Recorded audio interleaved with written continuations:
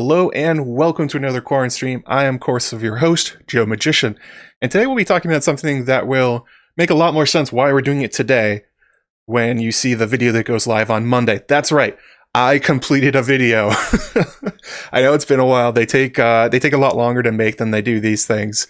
The audio editing, blah, blah, blah. You don't really care about that. Long story short, the streams are easier than the videos, so there's more streams than videos. But that will be going live Monday as a premiere. I'm guessing about probably 10 a.m. Eastern Standard Time, maybe 11. I'll put it on all the social media and stuff. But a big part of that video, and something that I've been thinking about quite a lot since I started it, is, of course, the Lightning Lord himself, Beric Dondarrion. The 6th times resurrected, I think, at this point. The man who just will not die, the leader of the Brotherhood without banners. And I thought it'd be a good time to talk about him as a character, what he means to the story, why George is using him the way he is, why did he create Lady Stoneheart? That very, very strange set of circumstances that involves warging, resurrection, the Starks, Weirwood dreams, and all of it. It's like a nice big microcosm of all the weird fantasy stuff that's happening in A Song of Ice and Fire, just centered around Beric Dondarrion. Like a cat, yeah, he has 7 lives. Just can't kill Beric. Well, you can. He just won't stay dead. Unless he gives up his life for some reason. Oh, hang on a second. The video's a little bit too bright.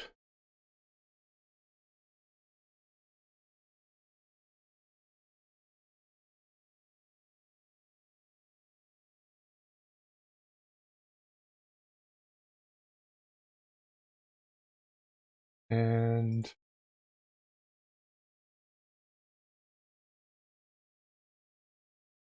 nope, now that's too dark. Sorry.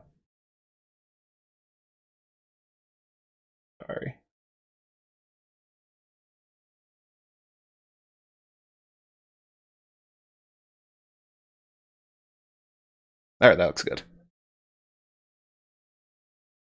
Well, it looks better anyway. I'm going to be cutting that out of the full version. Don't you worry about it. So, yeah, I thought it'd be a good time to talk about Beric Dondarrion, all the ways he connects to all these things, and just do like a deep dive on him as a character, because he is one of those characters that drives quite a lot of the plot in A Song of Ice and Fire. He interacts with a lot of the important characters, important plot lines, what he's doing, not just on a political or tactical level, but also on a larger level, on the fantasy level, like prophecy and all these things. It all seems to be tied up in this kind of innocuous guy from the Stormlands. So yeah, we're gonna go deep dive on Beric, right into one of those wounds. Oh, that didn't sound good. I shouldn't have said that. This is why you write your introductions ahead of time. We don't do it live. As always, if you guys could, if you enjoy what you're hearing, if you enjoy the content, subscribe, hit that little bell button so it notifies you when I go live. Leave a like as you guys are watching live on the video. If we get to 150 likes, I'll put on my brand new wizard hat, which looks really cool. 175, got my Germ hat behind it, and at 200, if we get to 200 today, we'll give away another t-shirt. That's what we'll do. We'll give away another thing from my Threadless shop, since we were talking about it before we went live. So, slam that like button, do all the things. And I just want to say thank you to the donations I got before the stream went live. One from Maura Lee. She said, for JoeMagician, just to show love, appreciation, support for all this fabulous content and Saturday live streams. I work Sunday through Thursday, so your Saturday live streams always a special treat for me to ask my many, many questions and participate in the chat. Yes, Maura did give a lot of questions ahead of time. Thank you. You and your channel are much loved. Thank you, Maura. That's very, very generous of you. PG-13? I don't do PG-13. This is definitely an R-rated stream. They all are. R. Pirates. Funny? Yeah, maybe. And also $5 from Danny McKay. Thank you as always, Danny. And before the stream went live, there was a $10 super chat also from Morley. She sent through her #1 fan sticker, it looks like. Thank you guys so much. I really appreciate it. And also all the support from my patrons. We'll go through that later. New patrons and all that other kind of stuff. But yes. Barometric Dondarrion. Amazing. Let me close that. All right, here we go. So I think, obviously, as we normally do, the best place to start with these characters is what kind of backstory has George given us? What sort of characterizations has he given us before the story started? Their history, their house, what little we know about them, that kind of stuff, because they almost always inform what's going on in the future. And with Beric, this is actually one of those characters where you can get quite a lot out of him as a character just by starting back and looking at his house and just kind of the strangeness of his life before he even shows up proper on the page. So let's go for his early life first. He was born in around 276 or 277 AC, which means when Robert's Rebellion broke out, he was probably around like 6 to 8 years old or something like that. So somewhere around Bran's age, Rickon's age.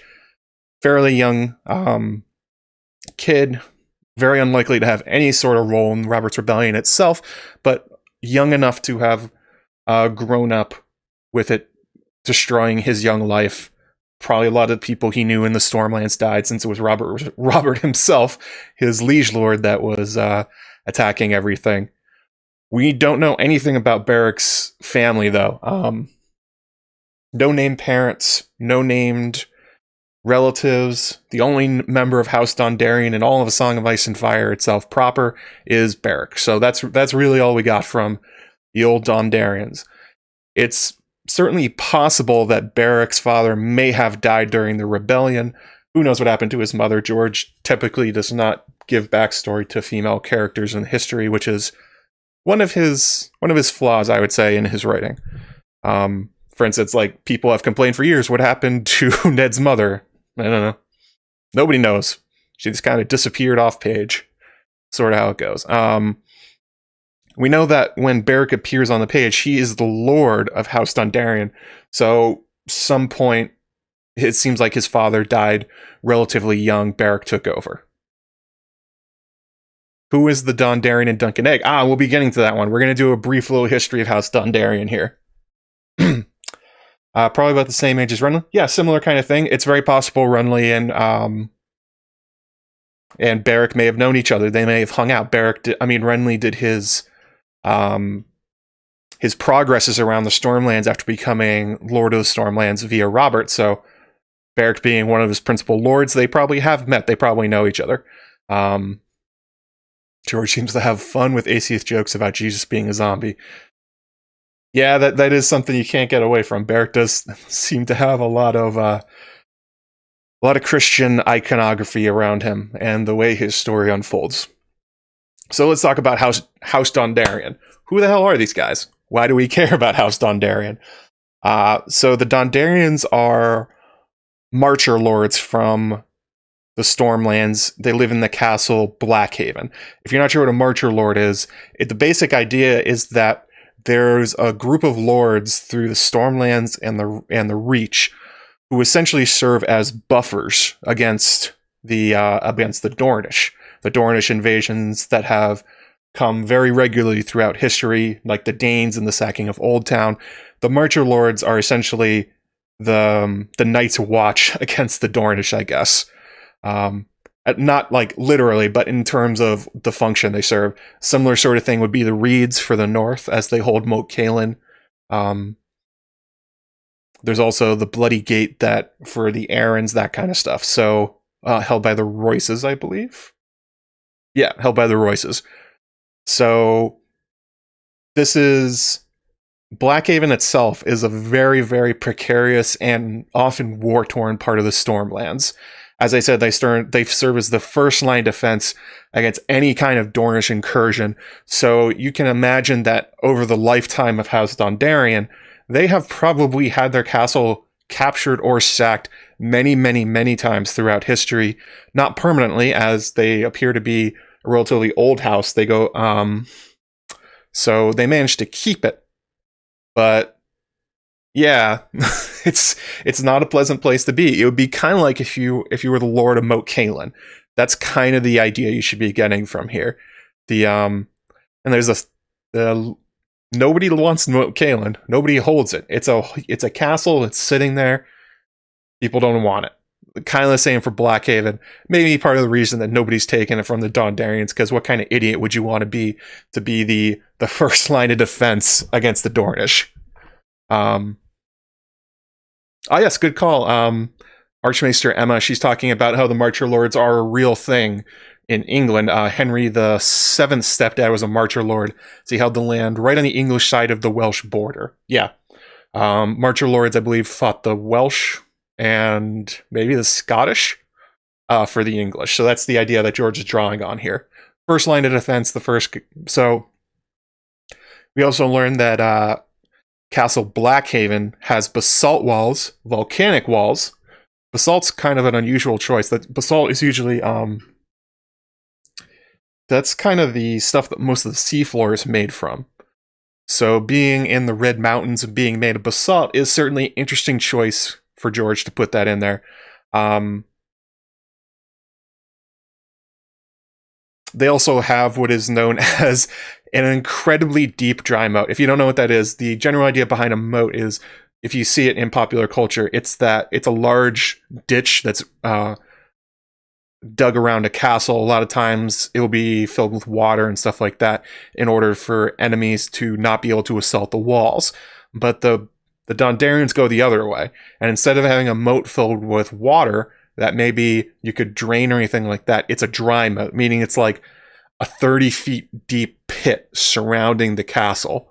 So nobody's filling that in. Nobody's going to assault them.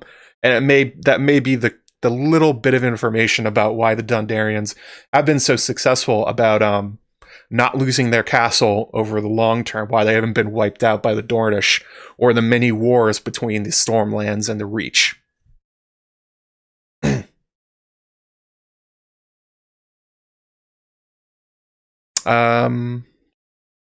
Yeah, Marcher Lords are a thing everywhere. That's very true. Anywhere there's a border, there's always somebody who holds that land, and they're the ones that feel the conflict, basically. So what kind of culture are we talking about for the Dondarrions? Well, they're Stormlanders, and obviously they're Marcher Lords, so this would create kind of a culture in their house of probably being on edge and being much more martial than usual. These are not the Knights of Summer that Catelyn makes fun of from the Reach Knights, who essentially just want to play at night and go to tourneys and essentially just, be idle lords. These are the kind of guys that would be very similar to Night's Watch or the Reeds, people that are used to being under threat all the time, used to defending from invaders. So that's something to think about when you think about Beric Dondarrion. George is setting this up that Beric is somebody that is used to conflict and has grown up with a lot of stress and pressure about it his whole life, especially probably being a boy lord. Imagine being like 10 years old, you're the Lord of Blackhaven, and you're just hoping the Dornish don't start shit. And it's not necessarily the Dornish in general. It's not like the Martells sending armies up the Prince's Pass and the Boneway, which of course they do, but the primary enemy of House Dondarrion throughout history appears to be what are called these Vulture Kings. These are essentially sort of like Kings Beyond the Wall a little bit. They're kind of rebel lords and bandits, outlaws that live around the Red Mountains to the south of Blackhaven. There have been many Vulture Kings over time.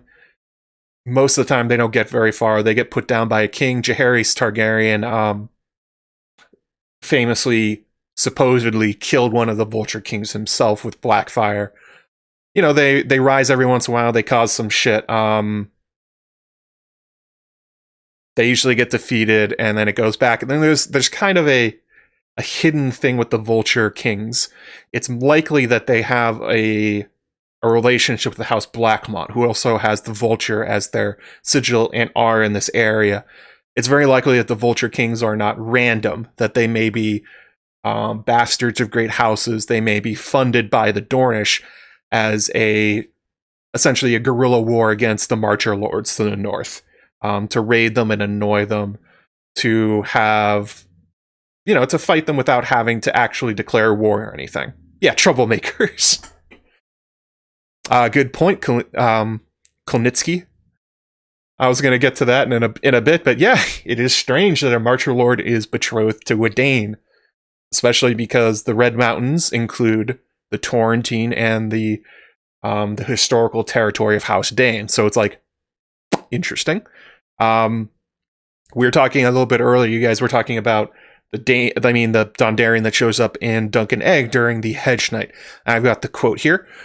Essentially what happens is when Dunk is looking for help from his trial by 7, he looks out and sees that there's a Dondarrion there, Sir Manfred Dondarrion.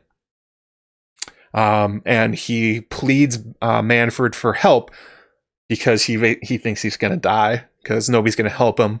Spoiler alert, he doesn't die, people do help him. But this not only serves as an interesting history of the Dondarrions, like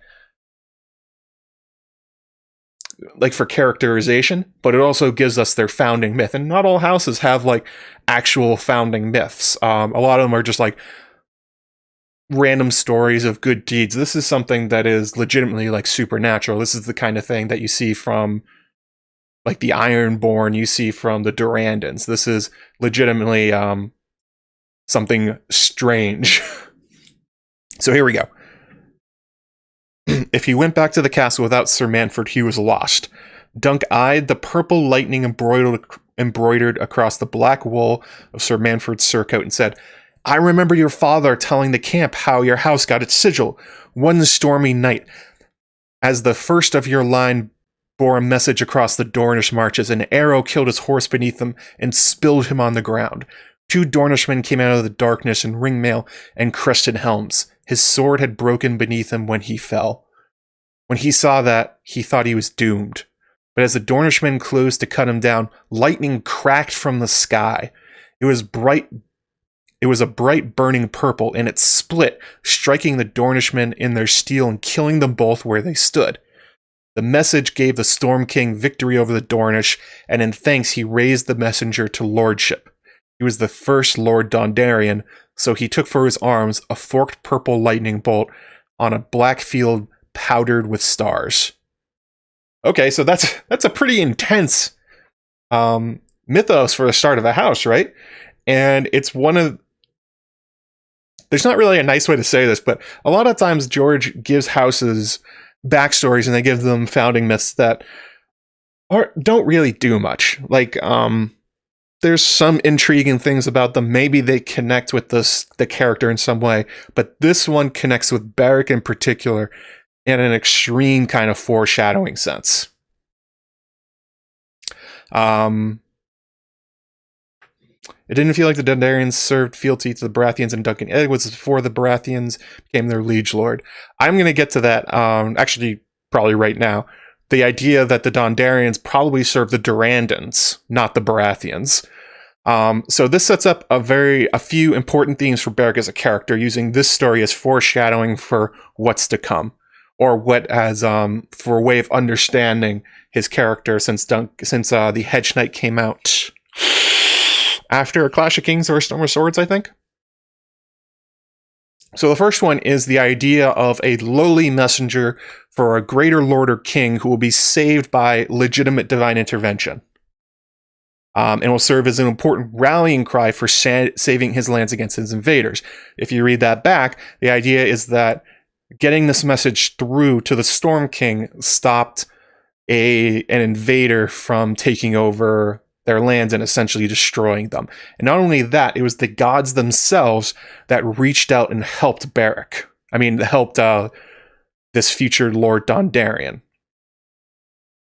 When you think about the fact that Beric himself is touched by the gods themselves, he serves as a messenger, as the rising tide of magic and resurrection, and the whites that are coming. He's almost like a wake-up call for the rest of Westeros in the same way this is. There's also an invasion coming, obviously, from the far north, so it's not hard to see how those two parallel each other. But this is also something interesting about the Dondarrions, that sometimes when you look into the names George gives his characters, they don't mean a lot. He often says he has baby books, and he just kind of makes up names. Sometimes they mean something, sometimes they don't. Dondarrion, actually, if you break it down, does. So one part of it is the part Don, which often means boss or lord. And then Darrion, which is a name that means gift. So Dondarrion means the Lord's gift, or the boss's gift. Or if you want to say it another way, if you combine this with the story of the Dondarrions themselves and their entry myth, they are a gift from the gods. Or I guess if you want to think about it in terms of Beric, a gift from a lore. That's a way you can very easily take apart the name and use it to enhance your understanding of what George is doing with them. Every part of the way, he's saying that Beric and his house are like, hey, pay attention to this stuff. This is really important. This is the fantasy coming into the low fantasy. It's really important to pay attention to what's going on here. Yeah, it is a pretty metal house origin. Lightning bolts come from the sky and destroy them. Somebody mentioned this earlier, but it's also important to point out that the Dondarrions may be related to the old Durrandons of old. So they're kind of like cognates for each other. If you say them quickly, Dondarrion, Durrandon, they have a similar sound to them. And then actually I looked at them. If you actually swap them, so Dondarrion, if you put it at the end, it would be Durrandon and Darrion Don. So it may be that House Dondarrion is an offshoot of the long lost House Durrandon, basically. It almost feels like a broken form of the name. It has almost all the same letters. It has the same kind of word construction. Has the same kind of, they both have Don in them, meaning Lord or whatever. And it's the fact that the Dondarrions are called the Lightning Lords. Now, it doesn't take a lot to see that the relationship between storms and lightning are fairly on the nose there. Lightning Lords, Storm Lords, the storm brings the lightning. The Dondarrions may be the lightning of the Storm King. That kind of thing. George is very fond of layering lost bloodlines and far-flung families throughout Westeros. Yeah, exactly, Isabel Lamego. It may be like Stark and Karstark. Yeah, just an offshoot of a long-lost house.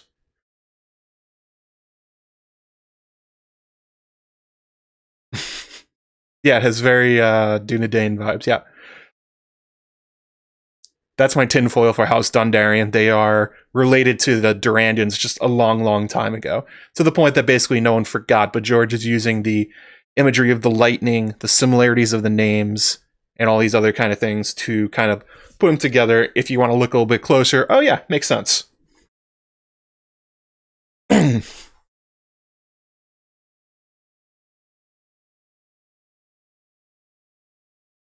And then also we get their sigil, which does much the same.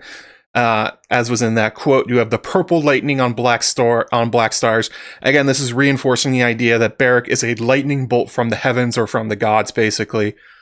It also serves the purpose of making him a very recognizable character in the story, because he's that weird lord that has like a big purple lightning bolt across his tunic, and he wears his starry cloak. So it makes it so that when people see him on the battleground, he's very easily recognized. Hey, Amanda, how's it going? Glad you could join us. All this really stands out as George is gesturing very, very, very strongly at Beric Dondarrion and his house and all the history about it and their myth to basically be like, pay attention. Look at this guy. He's really important. He's foreshadowing for something much bigger. He is integral to the fantasy plot. And as I said earlier, most of them don't really mean much for the characters. A lot of them are just dressing, or they're just heraldry or flavor for their house, basically. You need to be able to tell them apart, so George gives them different houses, gives them different history. They don't usually amount to much. Dondarrions have a lot, so Yeah.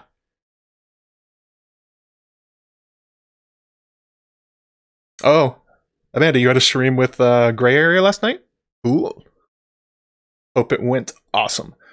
So let's go away from the far-flung history of the Dondarrions and look at Beric's life himself. So somebody earlier on in the chat noted this, and I just want to bring it up again. It's really strange that House Dondarrion is connected to the Danes through Beric. From a very young age, Beric has found himself entangled with the Danes.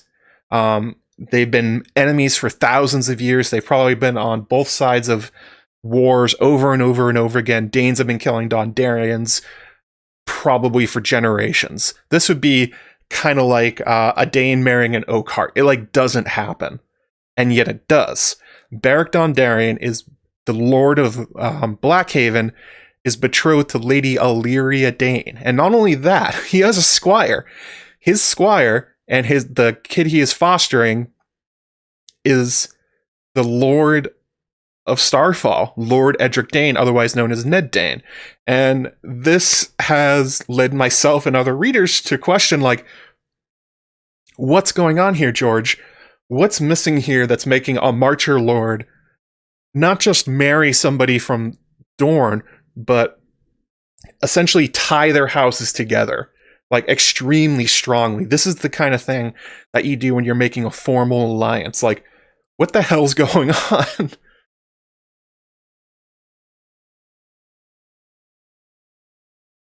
Very, very odd. So this has led a lot of questions about, does this have something to do with perhaps the Tower of Joy and Rhaegar Targaryen and Jon Snow and all these things? Because anytime you have a mystery around the Danes, the obvious question in the current timeline is like, okay, does this have something to do with RLJ or anything like that? So I decided to take a look at the facts of this, and let's see if we can tease out anything interesting about Beric. So he would have been somewhere around 6 to 8 when the war broke out. He would not be old enough to do anything in the war, to do any kind of scheming or something like that. He's probably too young to have been a squire. He probably could have been a cupbearer at some point, but again, there's no real reason to think that the Danes and Dondarrions would have an alliance during Robert's Rebellion before or afterwards. So it's hard to imagine that the Dondarrions would have sent young Beric to Starfall. Again, all their history is fighting with Dornishmen from the Red Mountains. The Danes are the historical lords of the Red Mountains, along with the Ironwoods. But this gets down to, there's a mystery about RLJ, basically, and the Tower of Joy. And that mystery is, how did Ned find it? This is a problem many in the fandom have tried to solve, and myself included. How did Ned do this? How did he even find Lyanna there in the Prince's Pass? Because we call it the Tower of Joy, it's a famous thing now, but it's actually an abandoned guardhouse, essentially, in the Red Mountains of Dorne that nobody knows about. Lyanna was there to not be found, and yet Ned, a dude who has never been to Dorne, basically has never been south of King's Landing, with a bunch of companions who are also Northmen who have never been south of King's Landing, find themselves tracking down Lyanna and the Tower of Joy in the middle of nowhere. It's like, okay, how did you guys do this? How did this happen?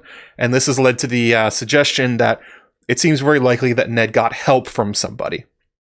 That somebody told him where Lyanna was, where the Tower of Joy is, and probably led him there. Because a bunch of random Northmen are not gonna do it on their own. It'd be as implausible as if you sent if Quentin Martell landed in the north and then found the Crofters village. It wouldn't happen. So somebody had to show him. And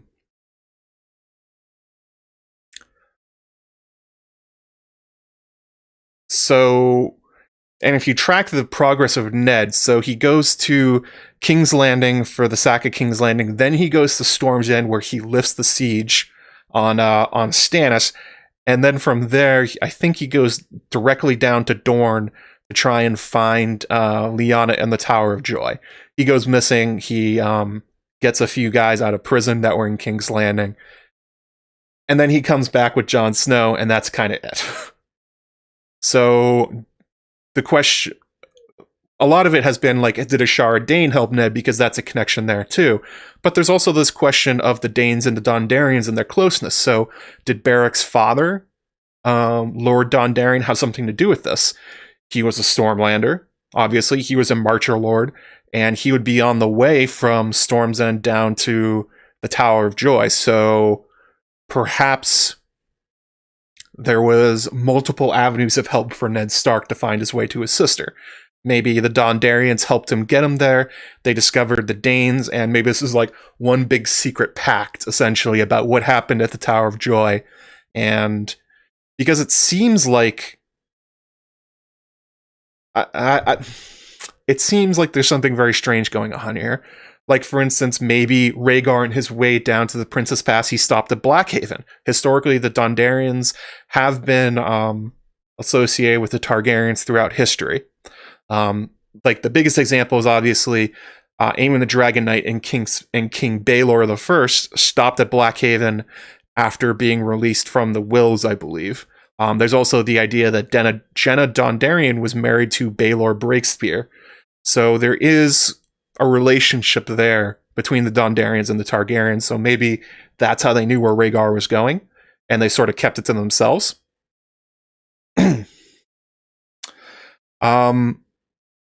But the placement, the culture, and the oddness of the relationship suggests that there's something going on much more deeply between the families.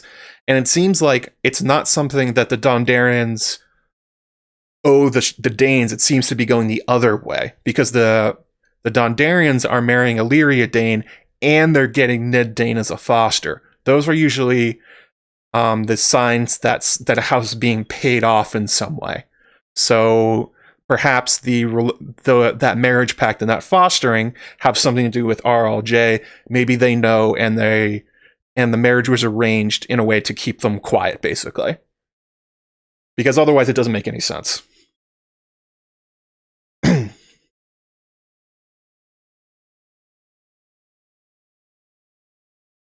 If you want to solve, I don't know, that's my attempt to try and solve the mystery at, like, why are the Dondarrions and the Danes marrying each other?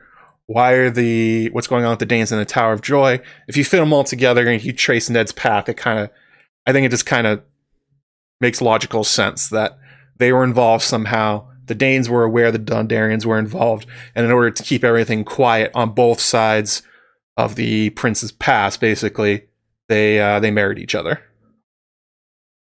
Especially because when you look at Ned Dayne himself, I mean, he's called Edric. I mean, his name is Edric Dayne, but they named him Ned. That's his nickname. If Ned really did something horrible to the Danes at the Tower of Joy and everything afterwards, that seems like a weird name. It would be like Robert naming one of his kids Aerys, basically, or Rhaegar. Like, didn't happen.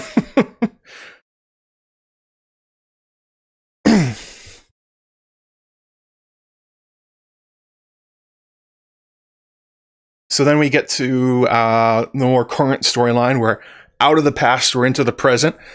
We get to the Tourney of the Hand in A Game of Thrones. The young, handsome, and apparently totally hot Beric shows up at the Tourney of the Hand that's being thrown for Ned Stark. We got the quote here. The first rider through the gate carried a long black banner. The silk rippled in the wind like a living thing. Across the fabric was blazoned a night sky slashed with purple lightning. "Make way for Lord Beric," the rider shouted. "Make way for Lord Beric." And close behind came the young lord himself, a dashing figure on a black courser, with red gold hair and a black satin cloak dusted with stars. "Here to fight in the Hand's Tourney, my lord?" a guardsman called out to him. "Here to win the Hand's Tourney." "Yeah, way to go, Beric," Lord Beric shouted back as the crowd cheered. And then we get another one here. Apparently Jane Poole fell in love with him. Jane Poole confessed herself frightened by the look of Jalabhar Zo, an exiled prince from the Summer Islands who wore a cape of green and scarlet feathers over skin as dark as night. But when she saw young Lord Beric Dondarrion with his hair like red gold and his black shield slashed by lightning, she pronounced herself willing to marry him in an instant. Heyo, hot Lord Dondarrion. Making the ladies swoon. Well, at least the teens swoon, preteens swoon. I guess that's the old there. Gotta love the confidence out of Beric. You here to fight, my lord? I'm here to win. Yeah! Woo! Badass. And then we get another quote here from Sansa. I suppose, Sansa said doubtfully, Beric Dondarrion was handsome enough, but he was awfully old, almost 22. She considers 22 old. Doesn't make me happy. The Knight of Flowers would have been much better. Of course, Jane had been in love with Lord Beric ever since she had first glimpsed him in the lists.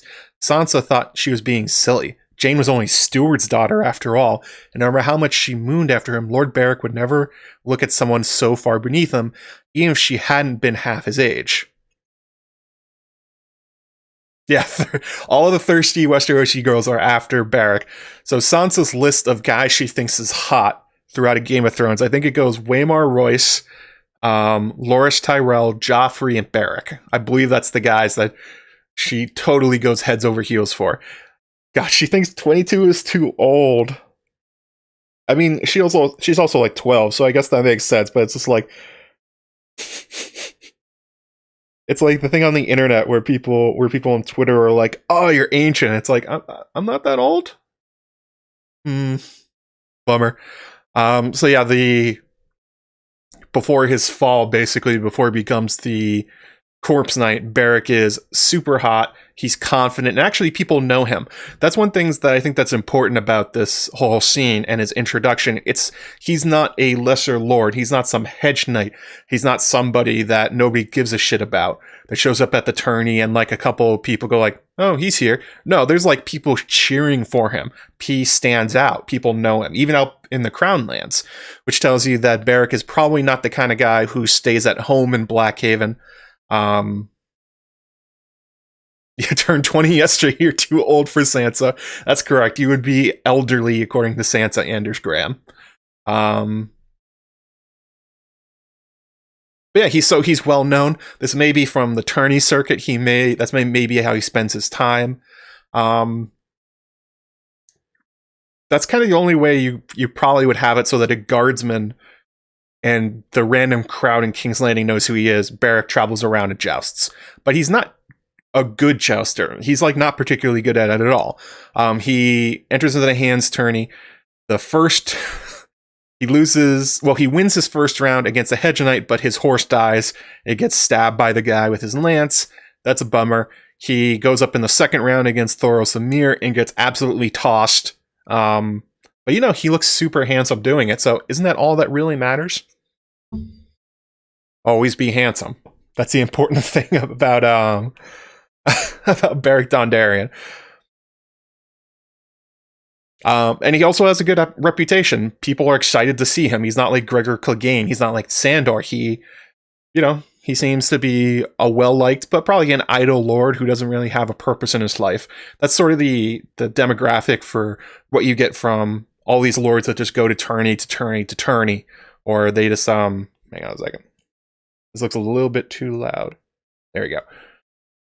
You're old enough to be Anders' mom. That's right, Amanda. We're all old here. Everyone's old according to Sansa. 2 feet in the grave at this point. We also don't know if he's a particularly good fighter. It's not noted if he entered into the melee. We know Thoros of Myr ended up winning that. That's kind of all we know about Beric. He seems kind of like Loras, but well-liked, handsome, goes to joust, kind of famous throughout Westeros. Also, Sansa indicates that he's a higher lord. I mean, he's the Lord of Blackhaven, and apparently that comes with some social clout. That Jane Poole would never have a chance of marrying her in Sansa's mind. So that's a way of continuing to elevate him higher. Actually, Sansa's even considering the marriage to him, but she essentially goes like, "Ew, he's old." But otherwise, it seems like he would probably be a match for for Lord Stark's daughter. So good opportunity to see where he is in the world. It's also important to note that this whole scene got retconned, basically. George decided later that Edric Dayne exists, and that he's Lord Beric's squire. So he's actually here throughout the entire tourney and stuff. And he essentially tells Arya later, well, I wanted to say hi to your father, but he couldn't figure out what to say. He was too shy, so he didn't do it. That's why Edric doesn't say anything, but he is technically there. Excellent, excellent retconning by Georgie boy. So that's kind of where Beric is introduced. Not a good jouster, not a good fighter. Handsome. Seems like a nice dude, but that's kind of it. Then we get the thing that really pushes his story into high gear, and that is the bringing the mountain to justice. Oh, I just wanted to say briefly about halfway through, please slam that like button, subscribe, do all the things. 150 likes. We got 153 people watching. Get that up to 150. Put on my awesome new wizard's hat for the rest of the stream. You know, do all those things if you're enjoying what you're hearing, if it's your first time here, all that kind of stuff. And also, look out for Monday. That'll be with my new video about Lady Stoneheart and the Winds of Winter will be going live. After the stream, we'll be going live for Grandmaster level patrons. Tomorrow on Sunday, will be going up for Archmaester level patrons. So yes, slam that MF and like button, do all the things. Hang on a second. I just wanted to say thank you to the new patrons as well. Let me pull these up.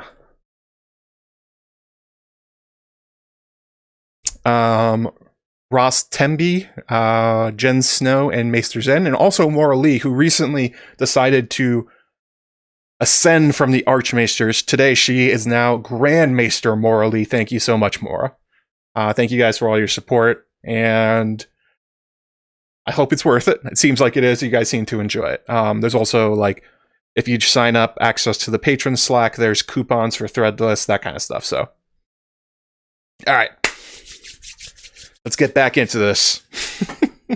Yes, Jess, you disgrace in Westeros. 31, not married, no king. It's, to the Silent Sisters with you.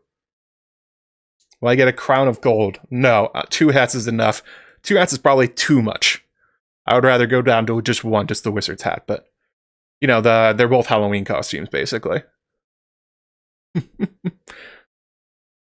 So before the War of the Five Kings starts in earnest, and Robert actually dies from his hunting wound, trying to kill a boar. Don't try and kill boars. Boars will kill you. Ned calls for the head of Gregor Clegane. Following Cat's capture of Tyrion, Tywin has ordered the Mountain and the Mountains Med to raid the Riverlands in revenge, and also to try and pressure Ned and Cat to handing back Tyrion. And while this is going on, Loras Tyrell initially volunteers. He says, I'll do it. I'll go get the mountain. And everyone just kind of laughs and goes like, no, Loras.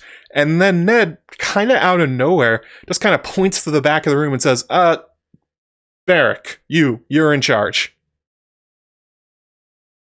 So we got the quote here. Ned eased himself slowly back onto the hard iron seat of Aegon's misshapen throne. His eyes searched the faces along the wall. Lord Beric, he called out. So I guess Ned is kind of looking for people he knows. It's kind of really unclear. He called out, Thoros of Myr, Sir Gladden, Lord Lothar.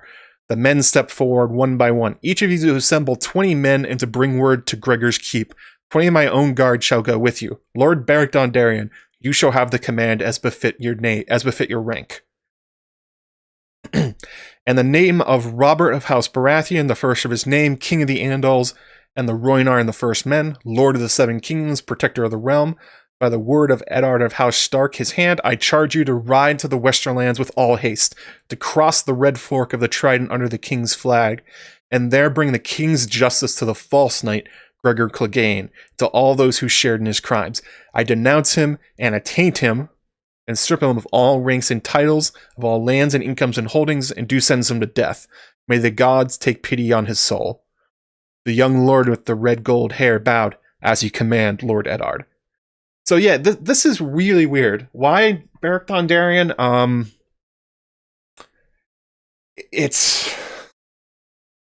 There's a lot of lords there. There's a lot of people in King's Landing for there's a lot of people in King's Landing basically for the tourney of the hand. Why him? I don't know. Ned does not explain it. He never explains it later. He doesn't explain it in his thoughts. If you wanted to be slightly tinfoily and you wanted to go back to the connection between the Danes and the Dondarrions and the Tower of Joy, maybe Ned has a good impression of the Dondarrions and Beric from whatever their role was. That's why he chose Beric. I mean, Beric has a good reputation, but it's not like he won the tourney. He chooses Thoros, who won the melee, but the other two are just kind of random guys. So I don't know. These are not the dudes I would have sent. Maybe you should have sent Loras. I don't know. It doesn't seem like a mission that's likely to succeed with who you put in charge. It's not even noted that Beric has ever commanded anybody before. I mean, he's the Lord of Blackhaven, so you suspect that he's gotten a lot more martial training than other people, but just like there's not a lot going on here. I would have sent one of the Kingsguard. Maybe send Barristan out or something like that. Now hang on a second. Let me turn that down a little bit. Okay.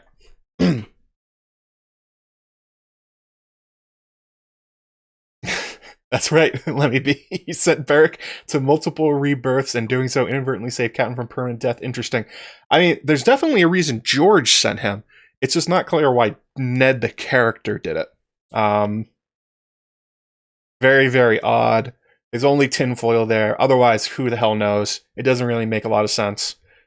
I mean, it really just seemed like Ned just like pointed around the throne and was like, you, and you. Who are you? Okay, you're in charge.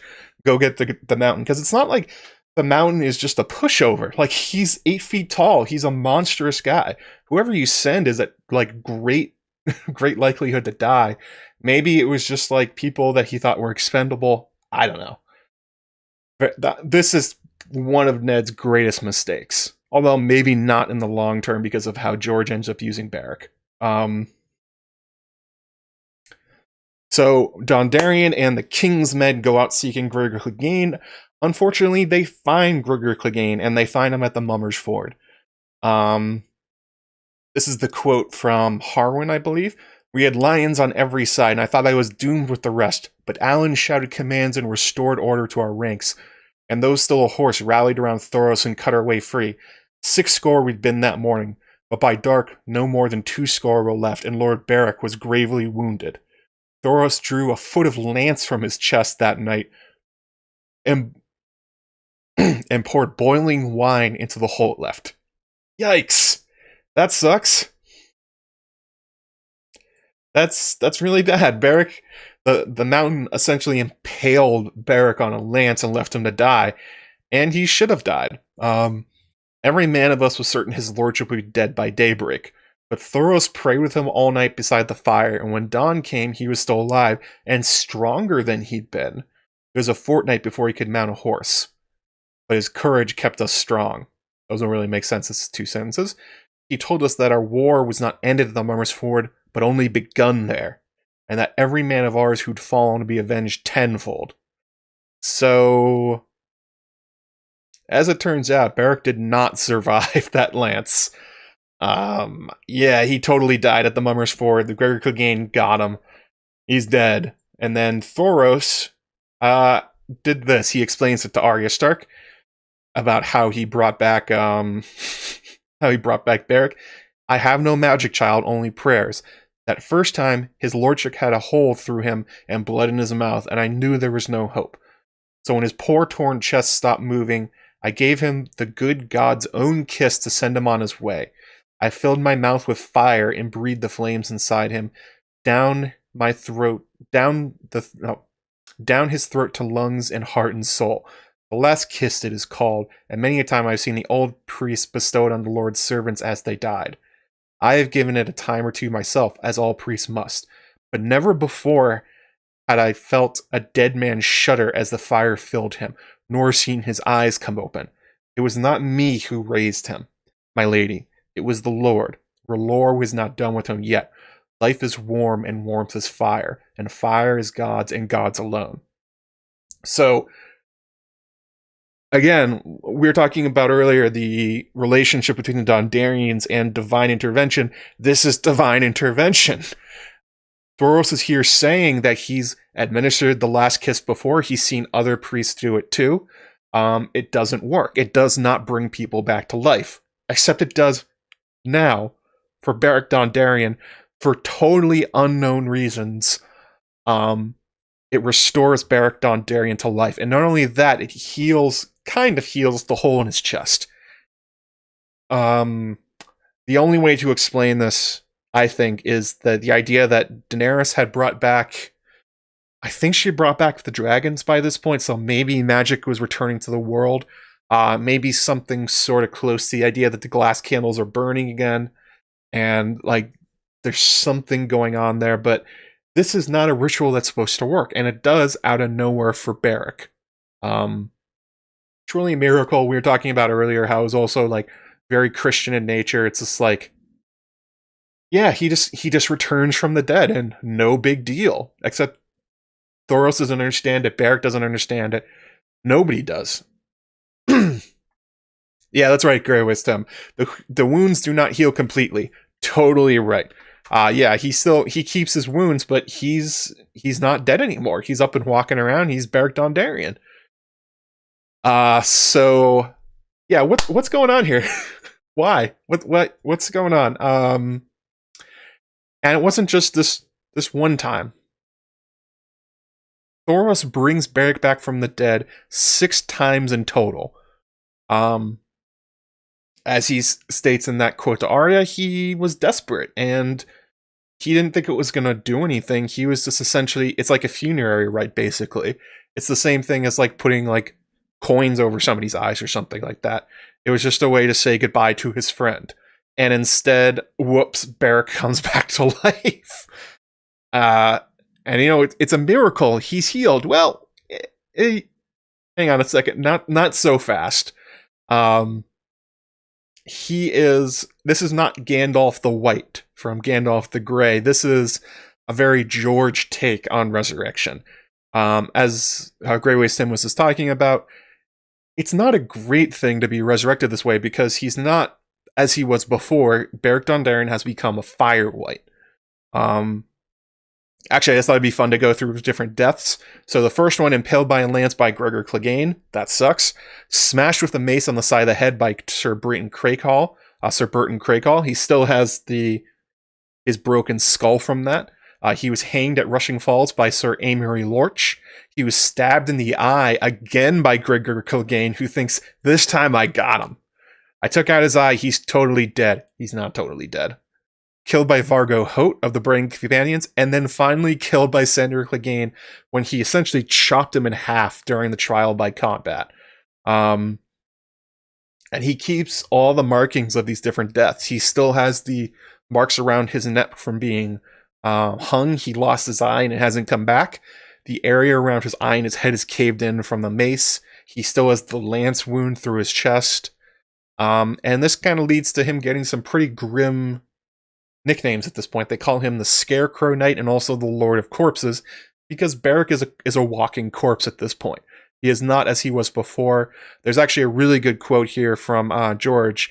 He gave an interview a little while ago talking about resurrection and fire whites, and this is what he has to say about Beric Dondarrion. Poor Beric Dondarrion, who was set up as the foreshadowing of all this, every time he's a little less Beric. His memories are fading, he's got all these scars, he's becoming more and more physically hideous because he's not a living human being anymore. His heart isn't beating, his blood isn't flowing in his veins. He's a white, but a white animated by fire instead of ice. And now we're getting back to the whole ice and fire thing. So, yeah, not so handsome anymore, Aaron. There ain't no tweens gushing over him. Nobody's trying to marry Beric Dondarrion anymore. They're just like, holy shit, why aren't you dead?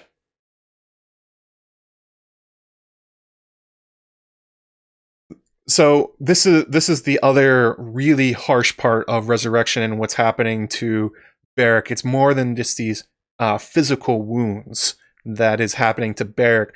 George is saying that every time Beric returns from the abyss, basically, that he's lost something, and it leads to one of the sadder quotes, honestly, and one of the harder ones to read in A Song of Ice and Fire.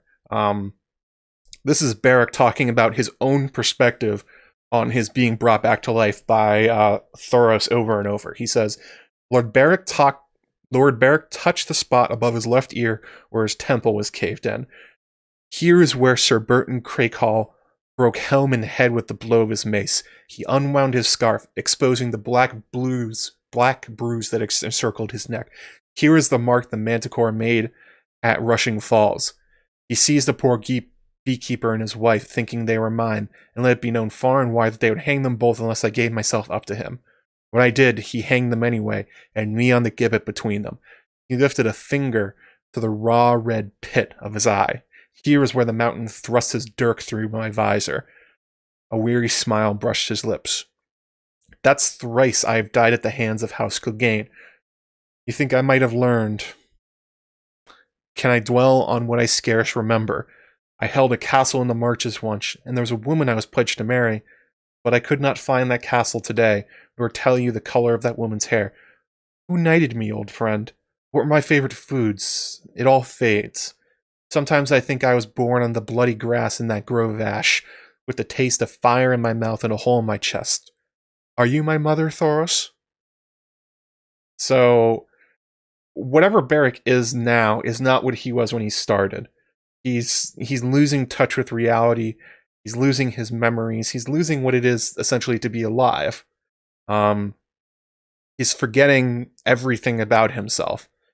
And it sets up a pattern that is very troubling for how George is imagining resurrection throughout the rest of A Song of Ice and Fire. So through 6 resurrections, he can barely remember who he is, and his history has basically slipped away. Well, what if he was brought back instead of 6 times? What if he was brought back 20 times? What if he was brought back 50 times? It's possible that if you keep bringing someone back to life in A Song of Ice and Fire, that eventually they become like almost a blank slate. Somebody that knows nothing about who they were before. This is actually a theory I wrote a while back that I think I'll turn into a video at some point talking about the Faceless Men, but basically the idea that one way to interpret the name Faceless Men is that, like, you know, that you can literally change faces, but another way it's a person without an identity, a person that has lost everything. And in that theory, I basically wrote that maybe that's what the Faceless Men are. Maybe they were fire whites that have been brought back so many times that they completely lost all identity, and they were essentially just undead and didn't know who they were or where they were. But they knew they kept coming back from the dead and became like radicalized by it in some way. Anyway, that's kind of a tangent here. But it is something to think about. George is setting up this pattern, especially for future characters, that the longer you're dead and the more you come back, the more it's going to change you and force you to forget things. And as he said at the beginning of the quote, this is intended as foreshadowing. This is foreshadowing for 2 future resurrections. First one is obviously Catelyn Tully, Lady Stoneheart, and the second is Jon Snow. George has criticized heavily in the past Tolkien for when he brings back Gandalf the Grey, that when he comes back, Gandalf is better for it. He's stronger. He has more magic. He has a better idea of what he needs to do. He's better for it. Instead, George really wanted to show that there are serious consequences to reanimation, and that dying and coming back deeply changes and affects the person it happens to. Beric was a bright, handsome lordling with the world in front of him, gonna marry a Dane, everything's going great. And presumably a long life, maybe as a tourney knight. And instead, when he's brought back, he doesn't get those things back. He's become wounded, he's become beaten, he's decimated person who's returned from death but is not really alive anymore. If you wanted a really bad pop culture reference, if you wanted to go back to Pirates of the Caribbean and the Black Pearl, these quotes sound very similar to Captain Barbossa talking about his own undeath. It's a curse to unlife. He doesn't really want it. I've talked about the idea that Jon will come back angry or wolfish or a very different character before. I would not be surprised if Beric and Lady Stoneheart are meant to read into those. Yeah, I know Gandalf didn't really die because he can't. He's an Astari. He's not a human. He's basically an angel. So I understand, but that's what George references when he's talking about bad resurrections in stories. He thinks Gandalf's is a bad resurrection, so he wanted to do a better one, and for that, he shows good Lord Beric. Oof, poor guy. Just horrific. So let's talk a little bit about the old Brotherhood without banners here. So we've kind of skipped over this and went right to Resurrection, but after his death and resurrection, Beric and Thoros and those who remain from the initial 6 score men essentially form the Brotherhood without banners.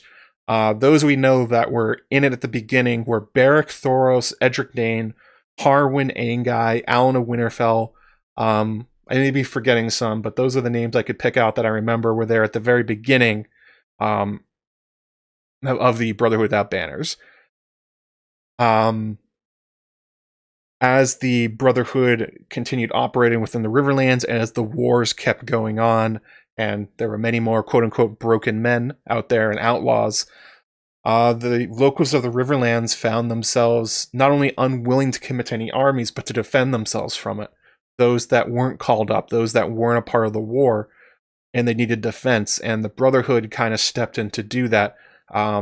This is Beric's essentially mission statement for the Brotherhood without banners. He says, "The king is dead," the Scarecrow Knight admitted, "but we are still kingsmen.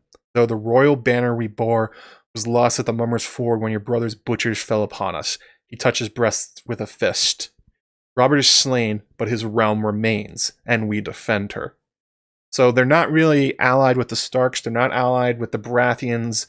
They're not allied with anybody. They are trying to essentially act as defense of the realm in general, essentially trying to be like the buffer between the war and the common people. I don't know if Lem Lemoncloak and Thomas Seven Strings were there at the very beginning. I know they joined on later. So they start off their campaign, they're raiding and foraging, and they're ostensibly trying to hurt the Lannisters because they're the aggressors at this point. They go around defending people throughout the Riverlands when they can. This is another quote about what they're doing. "We are brothers here," Thoros of Myr declared. "Holy brothers sworn to the realm, to our god, and to each other." That's the other thing. They're following lore because Beric and Thoros do, and they're in charge. "The Brotherhood without banners," Tom Seven Strings plucked a string. "The Knights of the Hollow Hill." So they've kind of taken up the idea of Robin Hood and his merry men. They're trying to be a force against tyranny and war itself, which is a noble cause. That's one of the things about the Brotherhood without banners throughout A Song of Ice and Fire. Like, one thing we learn about, especially through A Feast for Crows, is that it's not just the Lannisters and Gregor's men that have been destroying everything they touch. The Northmen have been doing it too. The Riverlanders have no good things to say about the wolves, and especially those that escape from the Red Wedding. They essentially turn to robber knights and outlaws, and they're trying to essentially stand between them and the common folk. And also, the Knights of the Hollow Hill thing here. Lots of people have noted that there's lots of similarities between Beric and Bloodraven. There's surface level ones, like obviously they both only have one eye. They both have like Weirwood thrones and that kind of thing. But when you read the descriptions, it seems like George is going out of his way to make it sound like Bloodraven and Beric look and act almost exactly the same. So here's the quote about Beric. It says, "A huge fire pit had been dug in the center of the earthen floor, and its flames rose swirling and crackling towards the smoke-stained ceiling.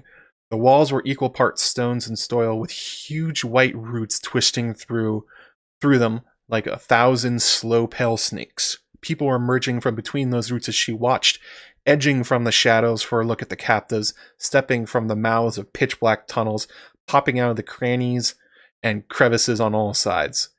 In one place on the far side of the fire, the roots formed a kind of stairway up to a hollow in the earth where a man sat almost lost in a tangle of weirwood. So that's Beric. He's sitting basically on a weirwood throne. That's something.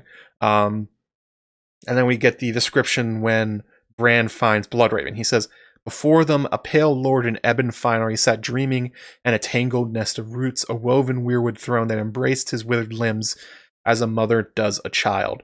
So, yeah, it seems like very directly George is using Beric as sort of a reference for Bloodraven, and they're also interacting with the Stark children. Arya meets Beric Dondarrion, who should be dead but has been kept alive throughout magical means, and then you have Bran, who has met Brynnen Rivers, who definitely should be dead but again is being kept alive by magical means and is very aware that the world of fantasy is real. It seems like Bloodraven's doing more of a puppet master thing than Beric Dondarrion, who seems to be kind of like following the threads of fate, but it's not hard to find the comparisons between them, especially the idea that they're both living in Weirwood caves, basically. Super chat here from Vampirus99. Minus the magic, the Brotherhood Without Banners are a more realistic version of Robin Hood and his merry men. Definitely. Yeah, I think that's what George is going for. There's also the Kingswood Brotherhood before them. That is definitely a take on Robin Hood and his merry men. So, yeah, there's a weird symmetry to the stories of Arya and Bran, where they both keep kind of running into the same kind of characters and going through the same things at the same time. Like, while Arya is learning to use her powers as becoming a faceless man, at the same time, Bran is over in Westeros, also learning to use his Weirwood powers and that kind of thing. And also, there's a particular scene where when Arya goes up to the kindly man, she notes that he looks like a skull with a white worm coming out of his eye socket. And that's the same thing from Bran when he sees Bloodraven. He notes that Bloodraven looks like a skeleton and that he has a white worm coming out of his eye, except the worm is a weirwood root. So there's a lot of interesting parallels between their stories. That's one of the things I would like to explore more, and that's something I'd like to see more people in the fandom explore, the parallel journeys of Bran and Arya and how George is essentially having them go through the same story almost. It's very odd, but also kind of fascinating. Especially the one-eyed Weirwood Lord thing. Seems to be a running theme for Georgie. Also, when you look at Euron, he also has the one-eye thing, so something about that really intrigues him. Old Nana Cyril Farrell? Wow, I didn't know that one. Confirmed. Wow, amazing.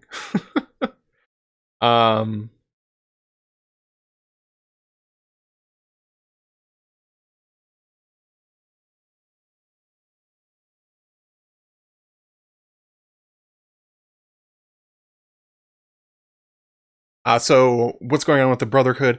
They managed to find quite a lot of allies throughout the Riverlands, becoming kind of like a guerrilla resistance force or army within the area, as this is the part of Westeros that is being the most destroyed by the War of the Five Kings.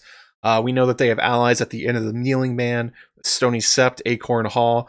There's Lord Leicester. There's the Ghost of Highheart, the Lady of the Leaves, as she is known. There's also folks at the Crossroads Inn, and they basically keep expanding their network as the war keeps dragging on and people lose faith in the ability of the lords to protect them, basically.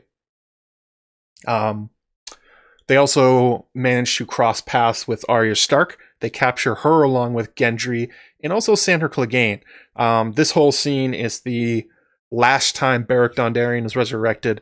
Arya essentially accuses Sandor of killing Micah, the butcher's boy. He totally did. Beric challenges Sandor to a trial by combat, saying let the gods decide, which is weird because, again, like, Beric knows he can come back from the dead, but he's not a good fighter. Sandor is a good fighter. Sandor's a really good fighter. So it's unclear why he essentially nominates himself to be killed by Sandor for this boy when he could just have him killed. There's no reason to do this, but he goes through with it.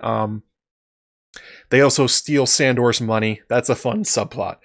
They don't have a lot of resources. They don't have a lot of money. So wherever they can, they scavenge food and money and resources, mostly from Sandor. This is from the... It's weird how all these characters and plots keep going back to the Tourney of the Hand. He has all this money because he won the Tourney of the Hand, which Beric lost. And that's how they know he has it, and that's why they targeted him to steal it. It's kind of wild. Riverlands is basically Westeros' Poland or Belgium, isn't it? Yeah, a little bit, I guess. Just one of those places that just continually gets screwed by wars because of its central location. But there's a very strange thing going on, which is beyond. I mean, the Lannisters are constantly looking for Beric Dondarrion, especially Gregor. Gregor has a real bloodlust to kill Beric again because he's like, all right, well, I killed him once. He came back. I definitely killed him again. He's still here. I got to get this guy somehow. Like Beric Clegane is his whole thing is killing people, and he can't kill Beric. So it becomes a real focus for the Mountains Men. They can't really do it, but one of the reasons that they're so hard to find is that they've been relying on an unusual resource, the Ghost of Highheart. As you may remember, the Ghost of Highheart is the strange Children of the Forest woman.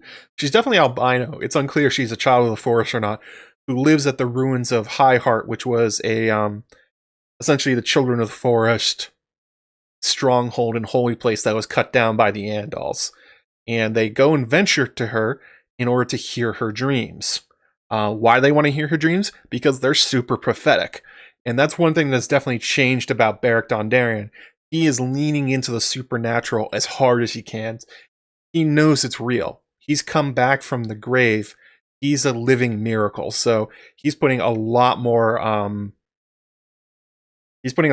faith in these things than any other characters, but it seems to be paying dividends for the Brotherhood. They keep avoiding people. They keep having information no one else should know because they're taking advantage of the prophetic dreams of the Ghost of Highheart. They also only pay her in songs. This is where we learn about Jenny's song. Tom of Seven Strings takes out his harp and plays it for her, and it makes her cry, and she talks about her Jenny. I did a stream about Jenny of Old Stones and Duncan, Prince of Dragonflies a while back.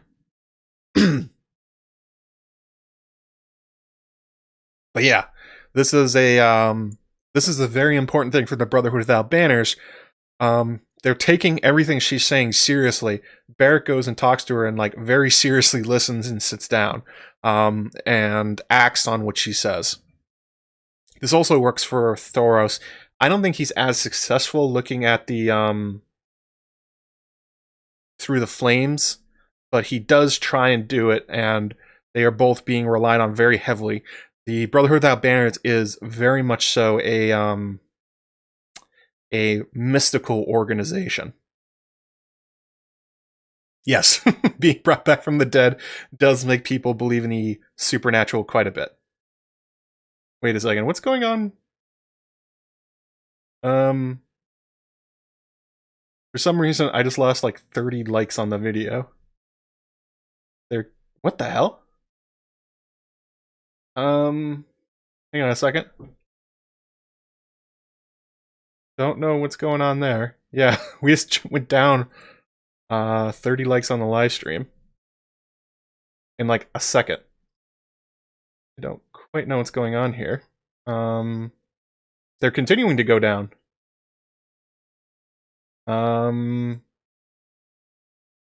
That's very odd. YouTube has been doing that apparently. Oh, so this is a YouTube thing? Well, that sucks. You know what? Since YouTube's fucking it up, we'll just go ahead and put this baby on anyway.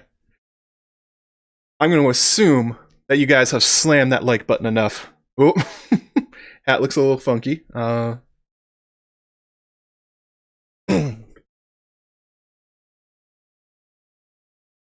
right, there we go. Wizard hat time.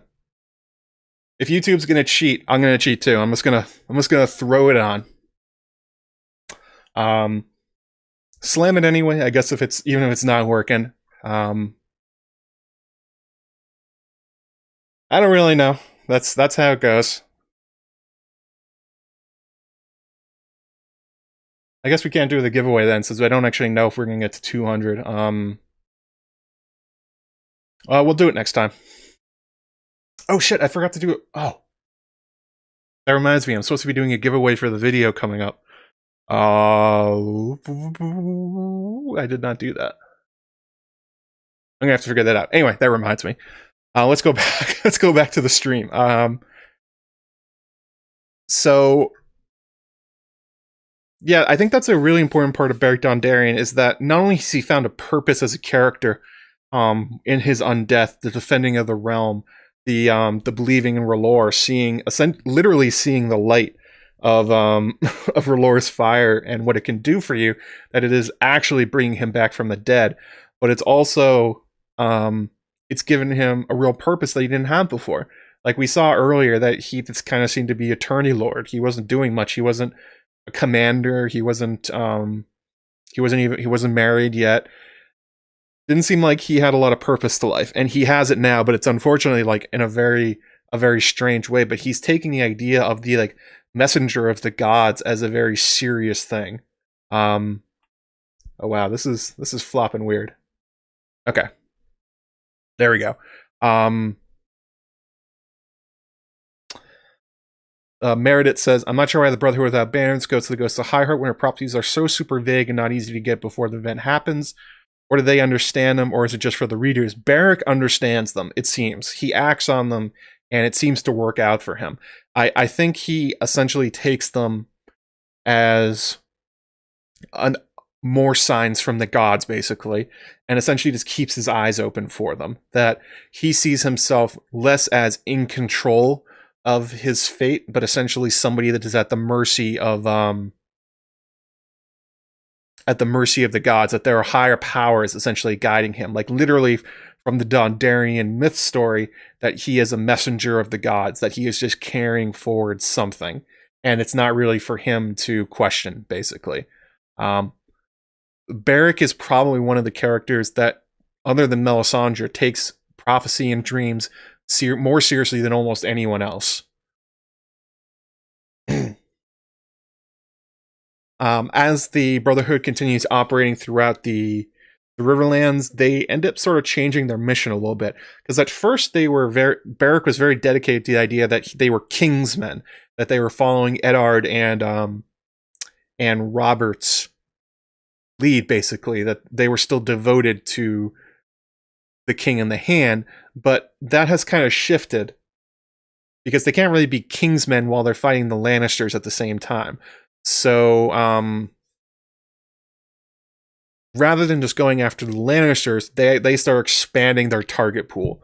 They start going after the Northmen. They start going after the Broken Men and the Outlaws that are swarming through the Riverlands all throughout after, in the lead up to the Red Wedding and afterwards. It's essentially they're recognizing that it's not just one side that is destroying everything. It's both. It's all the sides. All sides of the War of the Five Kings are making the world a worse place. And they essentially try and take the view that they're going to help everybody. That Beric has seen that as his purpose. That the Lord of Light and that the Ghost of Highheart are telling him, this is what you should be doing, Beric. Stop the pain of the Riverlands, basically. And the idea of like staying true to the mission of defending the realm, this is another way that you may be able to link him back to Bloodraven in terms of what their general goal is. Whatever Bloodraven's doing in his Weirwood throne and whatever he's doing with Bran, it's for sure with the intention that he's trying to essentially guard the realms of men, that he's trying to make it better. The problem is that Bloodraven is very much a ends justify the means kind of guy. So, you know, he's not above assassinations. He's not above basically doing anything to win. But the goal between him and Beric seems to be the same. They have essentially taken up the idea that they are the guardians of the realm itself, kind of like a Night's Watch thing.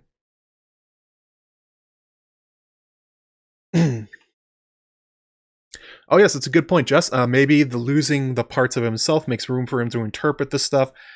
Yeah, as he doesn't have a strong sense of himself to get in the way. Yet he's lost so much that it's really easy to just for him to absorb Relorism and to absorb what's going on from the Ghost of Highheart, because he's just becoming, in a very real sense, an emptier and emptier person.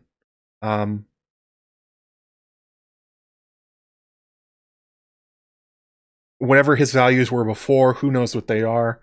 It seems like he's just sort of gone all in on Relorism and whatever Thoros is telling him.